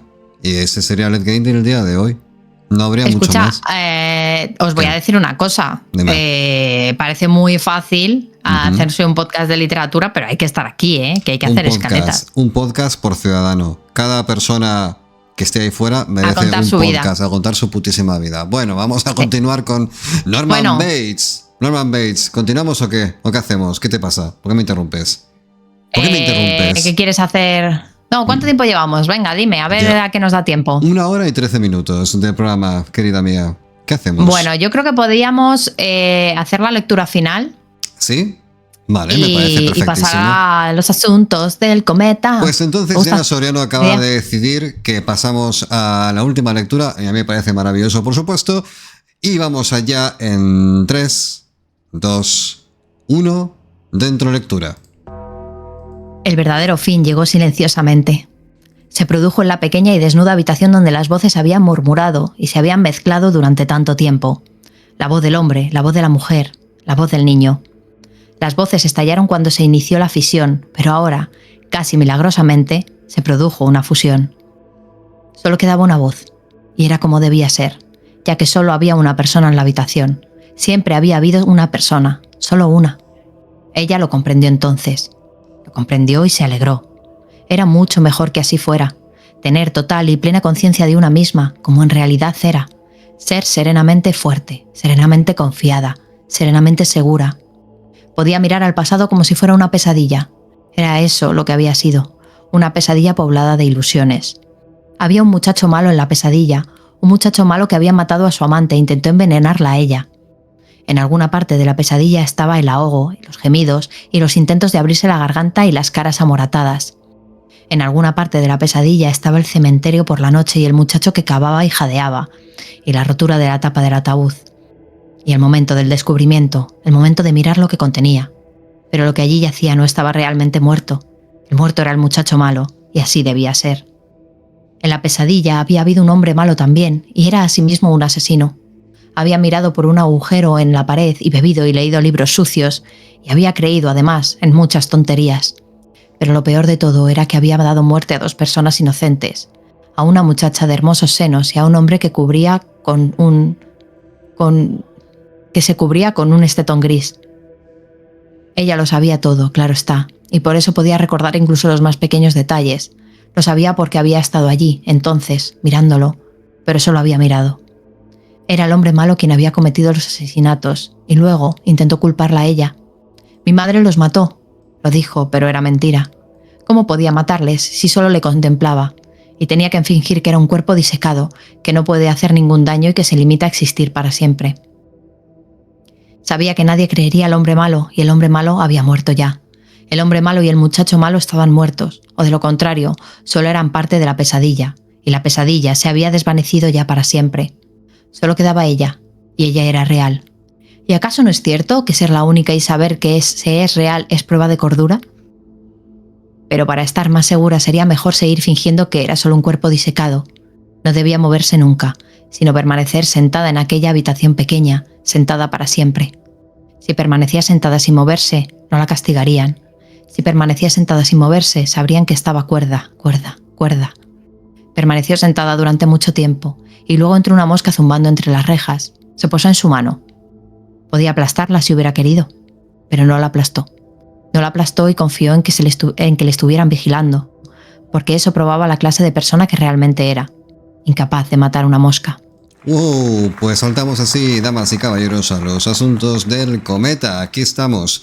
Vale, antes de... Ya os podéis marchar. A partir de este momento, todo el contenido que generamos, excepto esto que voy a decir ahora, excepto esto, es probablemente estupidez en estado puro. Si hubiese un combustible que alimentase un planeta en base a la estupidez, esta parte del podcast probablemente sería la materia prima, la mina fundamental, la refinería de todo lo que alimentaría un estado galáctico de estupidez, lo cual me enorgullece, y por eso, antes de continuar, voy a separar la estupidez de lo bueno, porque lo bueno que tenemos aquí en Asuntos del Cometa, aparte de los comentarios vuestros, que los tengo aquí tatuados en mi puto corazón, es un audio que nos ha mandado el señor Luis Alberto Martín y Ángel León Panal del podcast Proteus, podcast de ciencia que nos han puesto aquí para que disfrutemos aquí juntos como hermanos en la parte de Asuntos del Cometa. Así que, Diana, mientras busco el archivo, por favor, habla, reina el silencio, que es muy incómodo en un podcast. Sí, no te preocupes. Mira,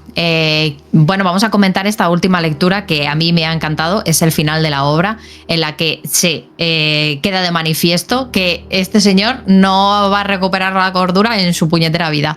Me ha encantado. O sea, yo no me había leído Psicosis antes, me la he leído ahora para este programa. Y bueno, yo creo que al final, saber que el hombre va a seguir contando su peli para taparse a sí mismo, que podía haber dicho, bueno, pues ya está, ¿no? Ha pasado. Pues venga, a continuar. A continuación continuar. Pero no. Sigue en lo suyo. Ya te puedes callar si quieres, quiero decir. Ah, vale. O sea, tu aporte ha sido maravilloso, pero he encontrado el audio. Vamos a meternos ya con el audio de Proteus. Es un podcast de ciencia maravilloso que de 2 amigos de la casa, y nos encantaría que también lo conocierais vosotros. Ángel León Panal, que es un poco el guionista alma mater de toda la movida, es un tío que publica libros de divulgación en Almuzara. Tiene, si no recuerdo mal, 3 libros o 2. Ángel, no te enfades cuando escuches esto, pero el caso es que Almuzara, Ángel León Panal, el primero es sobre las especies invasoras, muy interesante, y tiene otro sobre el cambio climático. El tío lo está petando, le está yendo muy bien, y ha conseguido de camarada de batalla al señor Luis Alberto Martín, que tiene una voz privilegiada, maravillosa, que es el que se encarga de darle forma y sentido al sonido a través de su voz y de su montaje. Entonces, los podcasts de Proteus duran una media de 10 minutos aproximadamente y son divulgación en estado puro. Es decir, es con un montaje monumental, una voz increíble y en la materia prima de Ángel, que es brutal, que también puedes encontrar en Instagram y otras redes. Bueno, ahí tenéis toda la mandanga para que investiguéis al respecto. Voy a poner el audio, dura muy poquito y es una presentación de Proteus para que acto seguido vayáis a buscarlo y os suscribáis. Así que va dentro el audio de Proteus. Espero que se escuche bastante mejor que cuando me lo bajé, porque tenía volumen un poquito bajo, pero creo que está corregido. Vamos allá. Está abriendo. Mi ordenador no es el más rápido del oeste. Ahí entra. Hola amigos del vuelo del cometa. Un momento, espera. ¿Esto ya está grabando? ¿Me toca? Vale, voy yo. Parece que sí. Entro. Ya puedes. Sí, pasa. ¿Sabías que las hembras de la viuda negra occidental atraen a los machos con un olor que para los humanos recuerda a pies de queso? Sí, has oído bien. Su telaraña libera feromonas que permanecen activas durante semanas, como si fueran un anuncio aromático. Y cuando estas sustancias empiezan a descomponerse, desprenden un aroma fuerte y peculiar. Para vuestro olfato, queso pasado. Pero para los arácnidos es la fragancia del amor. Así, los machos detectan el rastro a distancia y llegan listos para el cortejo. Acabo ya. Me voy. Venga, ya has terminado. Vale, muy bien. Fascinante, ¿verdad? Si a ti también te apasiona la biología, acompáñame en mi podcast. Ponte los cascos, dale al play y disfruta de la ciencia. Estamos en las principales plataformas. ¡Hasta la próxima, vuelo del cometa! Guapísimo, Proteus. Espero que se haya escuchado bien. Espero, porque estaba muy bajito el volumen, pero creo que lo he corregido. Así que ahí tenéis Proteus. Está en iVoox, está en Spotify, está en la casa de Norman Bates. Seguramente estén escuchando Proteus ahora mismo. Así que dadle una oportunidad, porque es un podcast que vale muchísimo la pena. Dicho esto, van a empezar a venir ahora mismo las soplapolleces de Álvaro Aparicio. La primera, Diana conoce mi pesar. Diana me aguanta a diario y sabe que he escrito en 4 meses. Mirad mis dedos, 4 dedos como 4 meses. He acabado una novela. Estoy ahora mismo totalmente in love. ¡Bravo, sí, joder! ¡Bravo! Ahora solo me queda hacer el montaje. Estamos muy contentos. El montaje sonoro de la serie, de la audioserie, porque maravilloso. Como se va a publicar el videojuego Dark Atlas Infernum el 24 de noviembre. El 14 de noviembre. 14 de noviembre. Es que en noviembre pasan todas las cosas. El 14 de noviembre se publicará pasa mucho, sí. El videojuego worldwide, en todas partes. Y en todas las partes, en todas las plataformas. Dark Xbox, Atlas, PlayStation, PC, yo qué sé, vuestras cosas, cabezas. en lugares que se pueden jugar, un Predictor también, ¿por qué no? El caso es que el juego saldrá, va a ser muy bueno y vamos a lanzar una audioserie producida por Selectavision para que, bueno, estéis un poco más al loro de la trama y todo lo que va a suceder.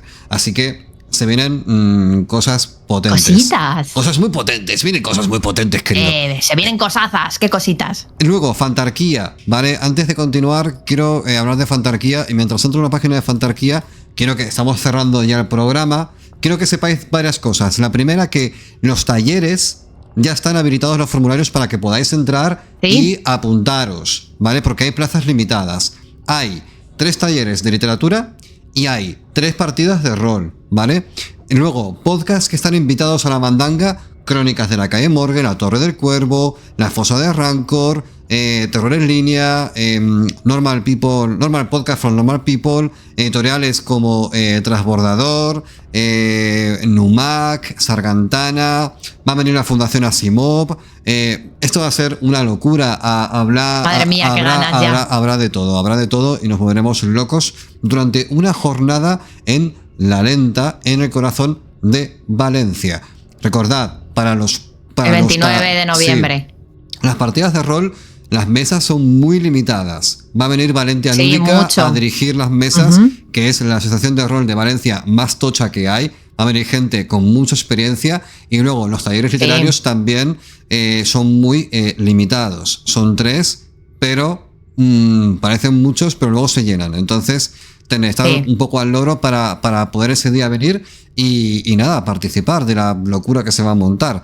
Van a haber mesas, va a haber de todo. Si es que no sé ni lo que digo ya. Estoy mismo en éxtasis.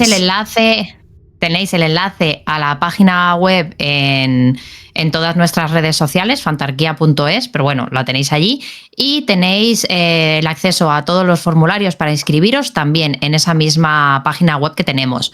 Aparte, bueno, pues los iremos subiendo también, aunque, bueno, hemos anunciado ya los talleres literarios que serán impartidos por mi aquí grandioso compañero Álvaro Aparicio. Hola, por uno de los 3.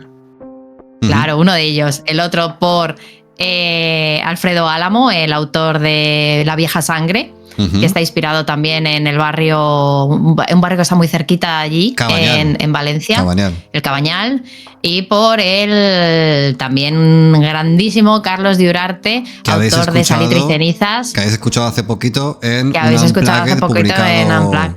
Yes.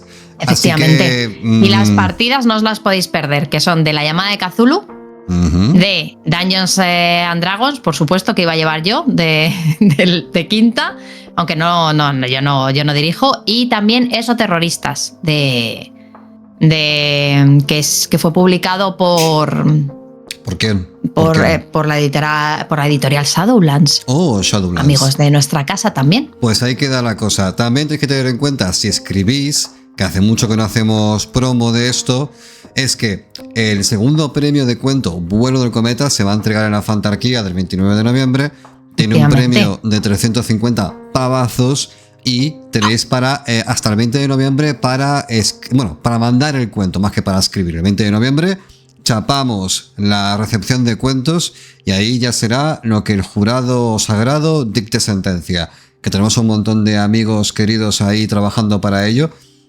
Que por cierto, también somos el jurado del concurso de cuentos de Talavera.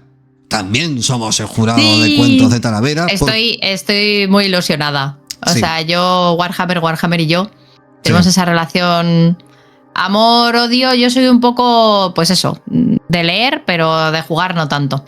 Pero sí, amor por Warhammer 40.000. Amor en el aire. Bueno, he dicho todo este spam maravilloso. Antes de arrancar con los comentarios y todo lo demás, como siempre os decimos, muchísimas gracias a toda la gente que nos apoya, a todos los mecenas de las diferentes plataformas que hacéis que esto crezca, continúe, tenga un poco de sentido, porque al final puede parecer que esto se hace sin ningún tipo de coste, pero tiene un montón de gastos por todas partes, un montón de gastos. Entonces, cuando nos apoyáis, aunque simplemente sea con un retweet, con un comentario, con una participación activa para saber que hay feedback al otro lado, es maravilloso. Y ya cuando aportáis económicamente, que yo sé que es un gesto sumamente altruista, porque al final, fíjate, a veces lo pensamos con Diana, ¿no? Publicamos un programa para mecenas y decimos, a ver, lo hacemos porque queremos compensar a una parte de la audiencia que cree en nosotros totalmente, pero somos conscientes de que no basta con eso, que no es suficiente, que tendremos que hacer pues muchísimo más para poder estar a la altura de vuestro apoyo. Así que cuando nos dais ese apoyo, nosotros estamos como en una puta nube, es decir, joder, ¿en serio lo que hacemos vale la pena? Y es como te flipa y te pones contento y vuelve el domingo y quieres seguir haciendo cosas, y aunque venga Diana, que me cae como el culo, yo pues mira, me la envaino y digo, pues mira, todo sea por los oyentes, porque Diana es una persona horrible que toca aguantar todos los domingos por imposición de la planta 14, que son los que mueven todo el cotarro, y yo sin embargo, bueno, pues yo tiro para adelante, porque al fin y al cabo, ¿qué voy a hacer yo? ¿Qué voy a hacer yo si no me queda otra? Joder. ¿Qué vas a decir, Diana? ¿Ibas a decir algo? Que mi resistencia pasiva yo también te odio. Perfecto. Si no te habías metido nada conmigo, ¿No? Es de agradecer que me dejes un poquito en paz. Que por cierto, hablando de gente... Que me pidas mi pizza, que quiero que llegue para después de los comentarios. Ahora te la pido. Te pido una pizza de arroz con huevos si quieres, o una pizza de estas mutantes que innovan, como helado de lentejas o hamburguesa de pistacho, que también he visto por ahí. Yo te pido lo que tú quieras, reina. Pero antes de meternos con los comentarios, que es tu es tu parte, la empecé yo, pero tú me la has arrebatado como todo lo que hago. Quiero comentar que Catábasis se publicará seguramente, si no mañana, porque creo que no llegamos ya, en los días de esta semana, un día caerá la siguiente Catábasis sobre, os sorprenderá saber que es sobre Endgame. Así que quedan, unos días, nos mandamos hacia iVoox y para toda la frecuencia y la podcastfera, ahí queda. Esta semana también publicaremos otro programa para mecenas, otro infierno en el cerebro, esta vez sobre la locura. El jueves, sí. Es casi como un biopic sobre Diana, así que os va a encantar. Yo aún no lo he escuchado, pero me lo imagino. Diana, ¿qué te parece si lees los comentarios del vuelo del cometa y de YouTube? Que se te da muy bien leer. Me parece que es lo mío, porque como son mis oyentes... Mira, te voy a decir una cosa. Yo me resisto a entrar en ese debate porque tienes razón. Así que, pa'lante. Pero déjame hacer una cosita antes de arrancar. Ay, qué pesado, es que no me deja. Ay, qué pesado es. Hasta ya puedes entrar. Perdóname, he metido un sonido que no se ha escuchado. Entra. Métete. Bien. Nos dice... Hola, llegamos a mi parte favorita del programa en la que no tengo que aguantar prácticamente nada, Álvaro, y estoy con vosotros. Sí, así que empezamos por el primer comentario en nuestro programa sobre It de Stephen King. Nos dice Okami Gulf: los que nacimos a finales de los 70 podíamos ver las películas de terror siendo niños. Es verdad, ahora eso ya no pasa. La única que me dio miedo y me dejó una repugnancia por los payasos de por vida fue It. A mí, fíjate, es verdad que me daba miedo, pero como había niños involucrados, no me daba tanto miedo. O sea, era como que, bueno, estaban ahí los niños y parecía otra cosa. La que sí que me dio mucho miedo, muchísimo miedo, fue Poltergeist. Esa película, que además no la echaban tanto como podía ser Los Critters, me dio muchísimo miedo. O sea, me daba pánico las pelis de Poltergeist. Era... no sé, irracional. ¿Has puesto Poltergeist y Critter en el mismo tier de tipo de película de terror? No, que no la echaban tanto. Ah, vale, perdóname, es que soy tonto. Que los Critters la echaban mucho más en la tele, que Poltergeist era una cosa más... Porque los Critters te la ponían en Prime, o sea, te la ponían a las 4 de la tarde, los Critters. Claro, evidentemente no era lo mismo. Pero no. Poltergeist te tenías que quedar por la noche. Y otra que me dio mucho miedo, y fíjate que no era de miedo... así canónicamente, la de la invasión de los ultracuerpos. Y esa, fíjate que ya la vi de mayor. La invasión de los ultracuerpos me da mucho miedo. Maravilloso. Yo qué sé. Bueno, nos dice... Bueno, no nos has dicho qué película te daba miedo a ti, de peque. ¿A mí? ¿Sí? Vamos a abrir esa caja ahora mismo. 2 películas. Bueno, no sé, si quieres... Dos películas como sendas mierdas, una al lado de la otra. Una es Leprechaun, una película que me jodió la vida, porque la vi en un momento seguramente... bajo de defensas mentales, con 4 años. Y luego Troll 2. Troll 2 me jodió la vida. Troll 2, la escena en la que la familia se convierte en vegetal, en hoja gigante, y comienzan a devorarla. Ese momento, mi cabeza no procesaba que eso fuese mentira. En mi cabeza eso era un documental de la 2. Estaba viendo la pura realidad y decía, madre mía, cuando me pase eso a mí, chico, ¿en qué me convertiré? ¿En boniato? No lo sé, pero jodidísimo, ¿eh? Me quedé muy mal. Joder, no. Vamos, que hasta en eso mal. Hasta en eso mal. O sea, en fin. Pues no sé. No sé por qué eres tan buen escritor, la verdad, con esa referencia. Son los caminos que nos juntan, ¿verdad? Son los amigos que hacemos por el camino. Eso es lo que importa. Yo qué sé. Lo importante del tiempo es lo que hacemos con él. Total. Dice JR del Río, desde los míos, dice... It es una de mis obras favoritas del Rey Stephen junto a Salem Slot. Lo leí por primera vez de adolescente, aunque me hubiera gustado leerla unos años antes, cuando aún tenía bastante de Ben Hanscom y Bill Denbrough. Me fascinó, a pesar de su longitud, algo que en los despreocupados años de instituto, cuando sobraba el tiempo, no supuso ningún inconveniente. Qué verdad, ¿eh? Yo me acuerdo cuando me leí Insomnia, que era largo con un día sin pan. Ya te digo. Y me la leí tan a gustico, esperando a verlas. De hecho, hoy me ha dicho mi amigo Irra, tengo tu libro de Insomnia. Y yo, ¿sí? Ni tenía ni idea. Y me dice, sí, lo tenías marcado con papelitos donde salían las partes, referencias a la zona, a la Torre Oscura. Y yo, madre mía, perturbada que soy. Nos sigue diciendo JR del Río, ahora mismo, mientras los escucho a la vez que realizo una tarea administrativa y reiterativa, tengo que coincidir con Diana siempre. El capitalismo asusta mucho más que los payasos. Sí, la burocracia. Gracias por la compañía, como siempre, y espero con ansias a la Torre Oscura. Chan, chan, chan, cuando acabe octubre. Algo que siempre me desconcertó de IT y que obviamente no pudo adaptarse de forma audiovisual es la parte de la orgía entre los miembros del club. Evidentemente, ni vamos a hablar de ello aquí. Durísimo, ¿eh? Nos dice Carlos de Miguel. Para terror verdadero de la historia de Diana del Gorrión. Madre mía, qué manera de acabar. Uf, la verdad es que sí, ¿eh? No he leído demasiadas cosas. Te luciste, colega, te luciste. No he leído demasiadas cosas de King, pero de lo que he leído, incluido It, soy muy fan. Quedaré en mis recuerdos para siempre la primera vez que, siendo niño, vi por la tele a Pennywise de Tim Curry asomando por la alcantarilla y como me fui completamente aterrorizado a la cama aquella noche de verano sin ver nada más de la película. O sea, los 5 minutos de peli, Carlos ya dijo, cerremos sesión. Con los años, uno ve aquella TV movie con cariño y cero pavor, claro, pero la versión de Massetti me sigue pareciendo terrorífica. Sobre todo la primera parte, ya que la segunda, al seguir el mismo esquema, pero con ellos siendo adultos, me pareció que pecaba de repetitiva. Bueno, al final nada como la estructura circular del libro, combinando el clímax de la infancia y de la adultez en un solo final. Imagino que es algo complicado de trasladar a la gran pantalla, yo también.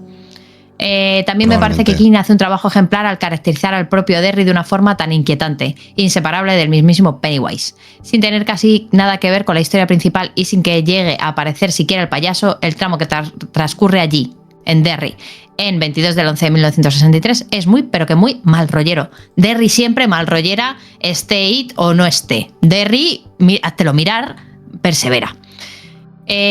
Nos dice que otro programa estupendo y que una vez más que me enrollo, pero nosotros encantados, y que muchas gracias por elegir su relato como ganador. Qué ilusión y qué honor y qué maravilla todo. ¡Hombre! Y sobre todo teniendo en cuenta que había otros muy buenos, es verdad, ¿eh? Cada vez hay mejores, os odio a todos. Nos dice OJR del Río, sobre los premios Nobel, creo que el último Nobel que recuerdo haber leído es Kazuo Ishiguro. Su gigante enterrado me pareció una historia fantasía con tintes costumbristas desgarradora, como una fuerte base en el mito artúrico. Oye, mira, qué interesante. Sí. Me gustó mucho, una lectura muy ágil y nada pretenciosa. Nos dice Dime, que también es de los míos, quiero que lo sepas. Grandísimo programa como siempre, volver a Derry con vosotros ha sido genial. Gracias por acompañarnos. Guay. Nos dice Dani Fugaz, desde el cierre de Diana, Pennywise con cara de payaso triste. Sialaman comprando bolas de petanca y King tomando apuntes para hacer finales escalofriantes. A partir de ahora, el sonido de una aspiradora pasa a la categoría de sonidos icónicos del terror. Uf, tía, de verdad. Dani, te quiero. Dani, te quiero. A ver, lo cuento. No fue de verdad. O sea, no saqué la aspiradora. No lo hice. Hostia, me colgué de la cama y le saqué. Te apoyo la presión, te apoyo la presión. Claro, a ver, es que ante la cámara. Es que, claro, os veo como muy en shock por esto. Hombre, entonces, es que no os penséis que yo en ninguna edad, en ninguna de las edades del mundo sacaría una aspiradora para coger al puñetero gorrión que me dio más penas que alegrías, porque claro, detrás de la cama sí que se cagó. ¿Intentas decir que en este podcast cuando hacemos bromas mentimos? No, para nada, todo es cierto. Vale, todo es cierto menos esto. Vale, me parece muy bien. No lo saqué, o sea, a ver, no digo que nadie no viniera y me dijera, coge la aspiradora. Ya. Pero, no. Pero no lo hiciste, o sea, ¿verdad? No lo hice. Mira la cámara, no lo hiciste. No lo hiciste, ¿verdad? Vale.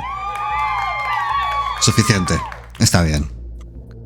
Compramos. Dice Joaquín Segovia, si no recuerdo mal, Pennywise está inspirado en parte en Pogo el payaso. Sí, efectivamente, un personaje interpretado por John Wayne Gacy, quien actuaba en fiestas infantiles y eventos similares. Gacy fue un asesino en serie que agredió sexualmente y asesinó a más de 30 adolescentes y jóvenes. Sí. Que, por cierto, también sale en una de las temporadas de American Horror Story. ¿Ah, sí? Vale.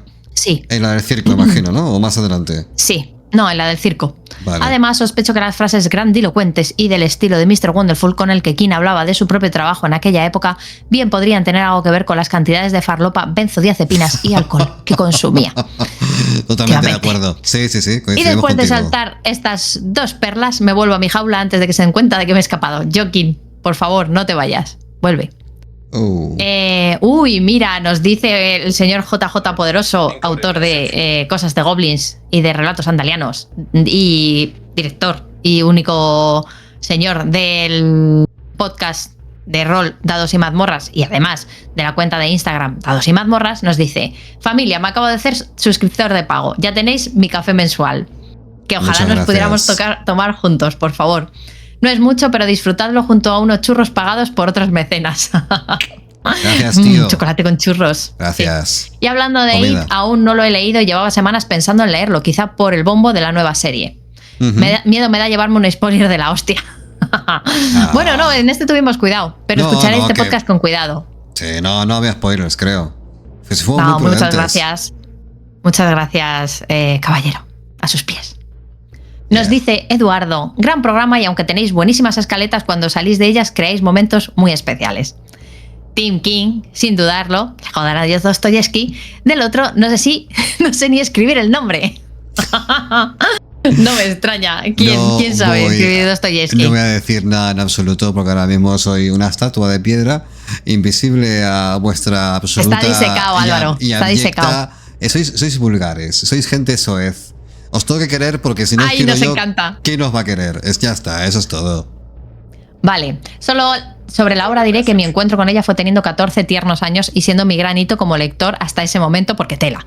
El haber acabado las crónicas de la Dragonlance volumen 1.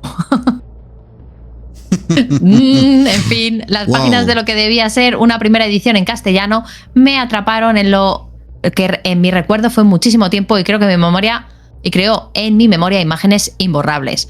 Es, sin ningún género de duda, mi obra favorita de Stephen King. Por cierto, esa risa al final ha sido totalmente maligna. Es que soy maligna. Es que pero es que es una hija de puta. Soy maligna en ese estado en el que, como la ves así... ¿Qué? Pues ¿Cómo? No puedo hacer nada. Soy ¿Perdona? maligna como un critter solo. Me refiero. Un critter solo, ¿qué te va a hacer? Nada. Son fuertes porque son muchos, pero solo no hacen nada. Bueno, continúa, no te preocupes. Confiamos en ti. Dice, me encanta mi risa maligna. Propongo que la uséis para el cierre del programa. Bueno, ya veremos si me deja Álvaro, porque es un castrador también. Pennywise con una aspiradora gigante aspirando pajarillos y niños. Bueno. Pennywise con una aspiradora gigante aspirando pajarillos y niños, nos dice Vocerildo. Vaya pesadilla sería esa. Muy buen programa de nuevo. Gracias, Vocerildo, por apoyarme en mis maldades. Nos dice Eduardo Muñoz: agradecido de encontrar este podcast. Me flipó su programa y ya escuché varios en unas maratones nocturnas en mi trabajo.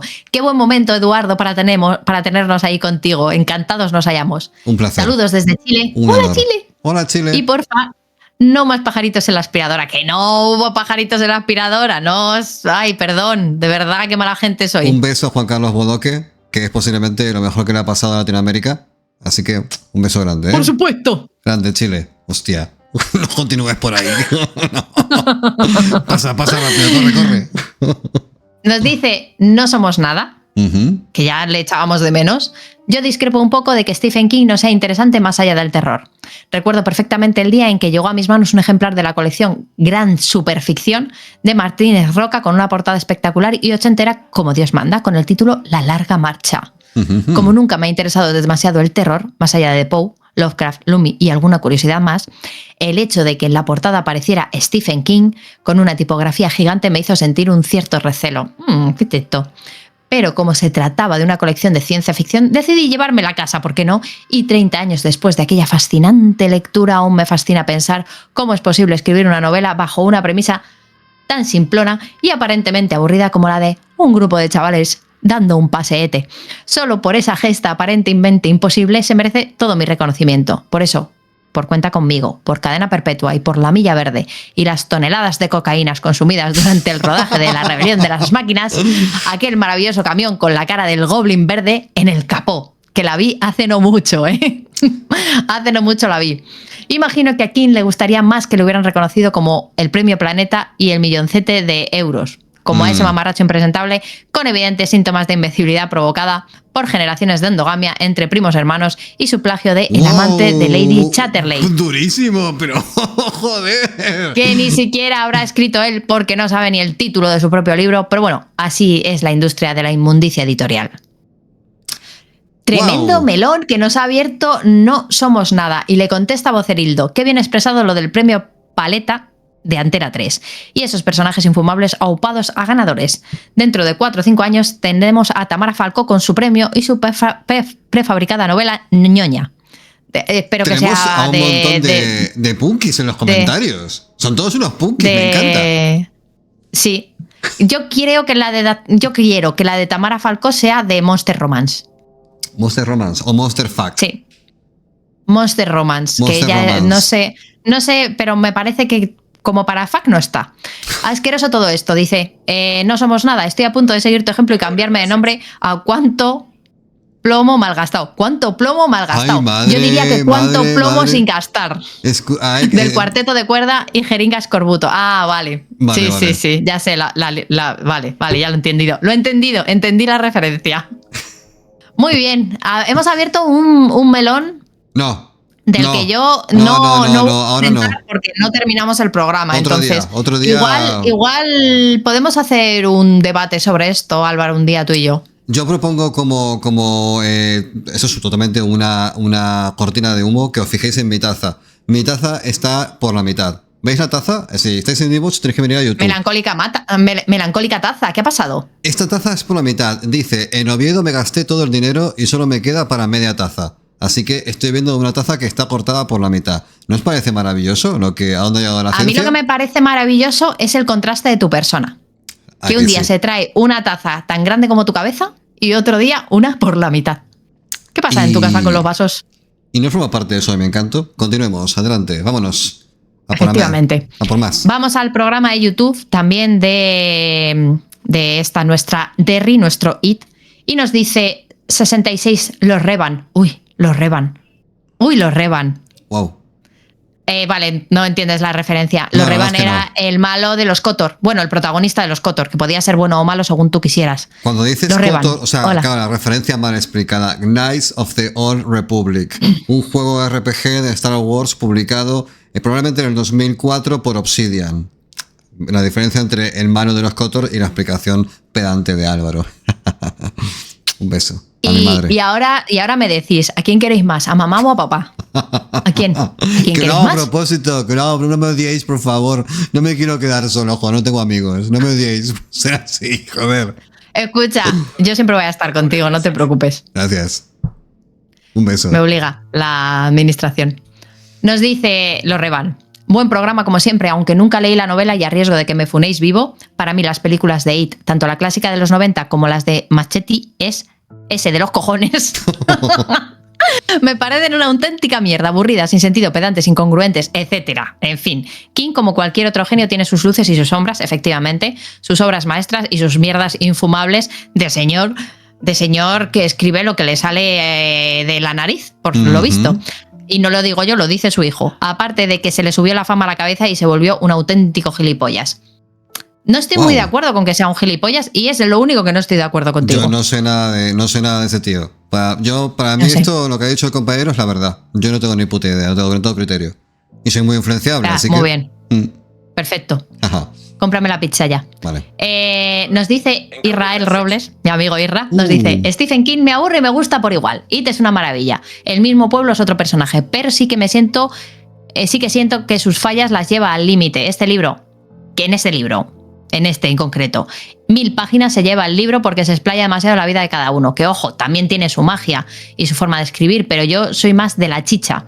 Por eso... Por eso, lo que más me gusta de él es, sorpresa para nadie, La Torre Oscura. Es amigo mío, sí, es amigo mío. Porque en los primeros libros no parece él. Se le nota como más libre al escribir. Por eso quizá tiro del seudónimos para experimentar y liberarse de su renombre. Pues es otra... Y por cierto, Irra nos dio en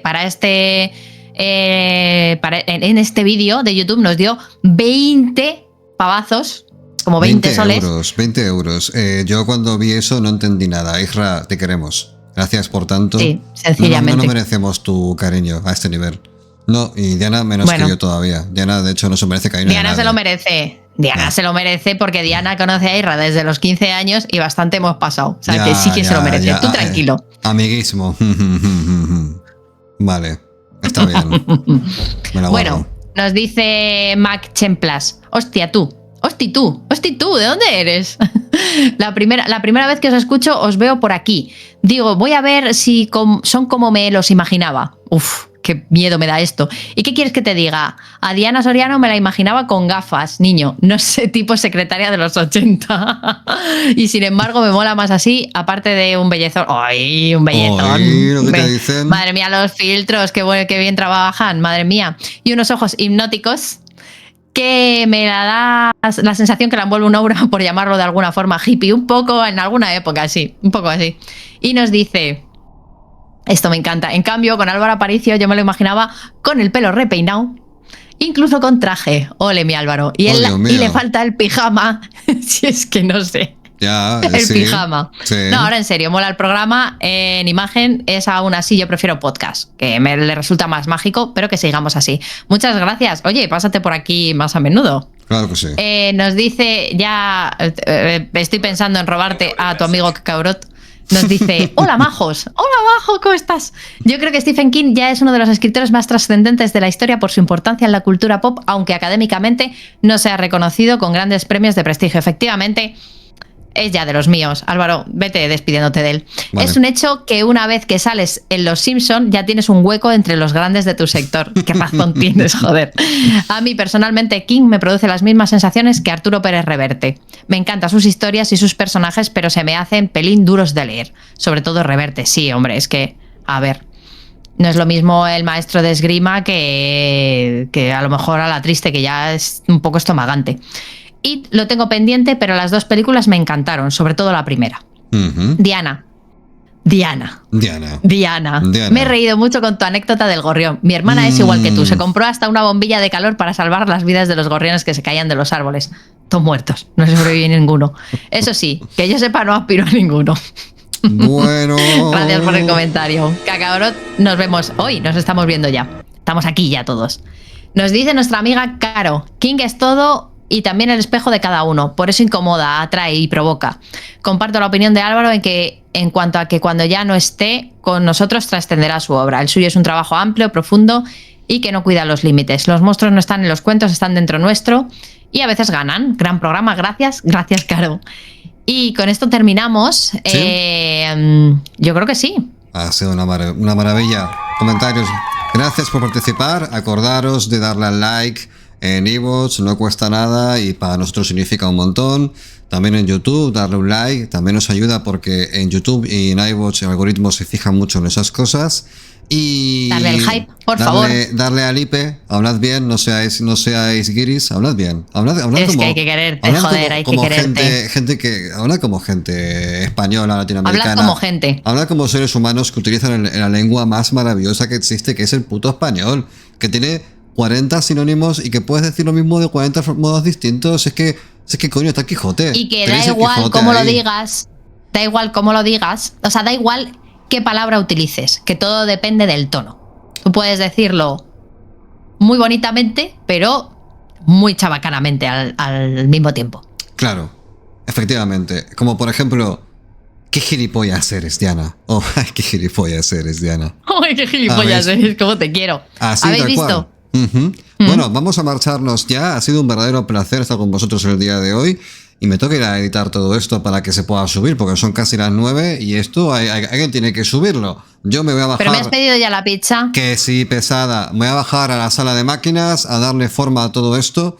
Os mando un besote. Ha sido un verdadero placer. Diana, despídete, por favor. Despídete. Adiós, bonicos. Muchas gracias. Nos vemos el siguiente domingo con un programa que va a inaugurar el ciclo infernal, porque recordad, estamos en el mejor puto mes del año, Halloween, donde las cosas buenas suceden siempre y cuando no se muera nadie. Y son siempre malas. Y son siempre malas y nos gustan. Así que, un beso. Adiós. Adiós.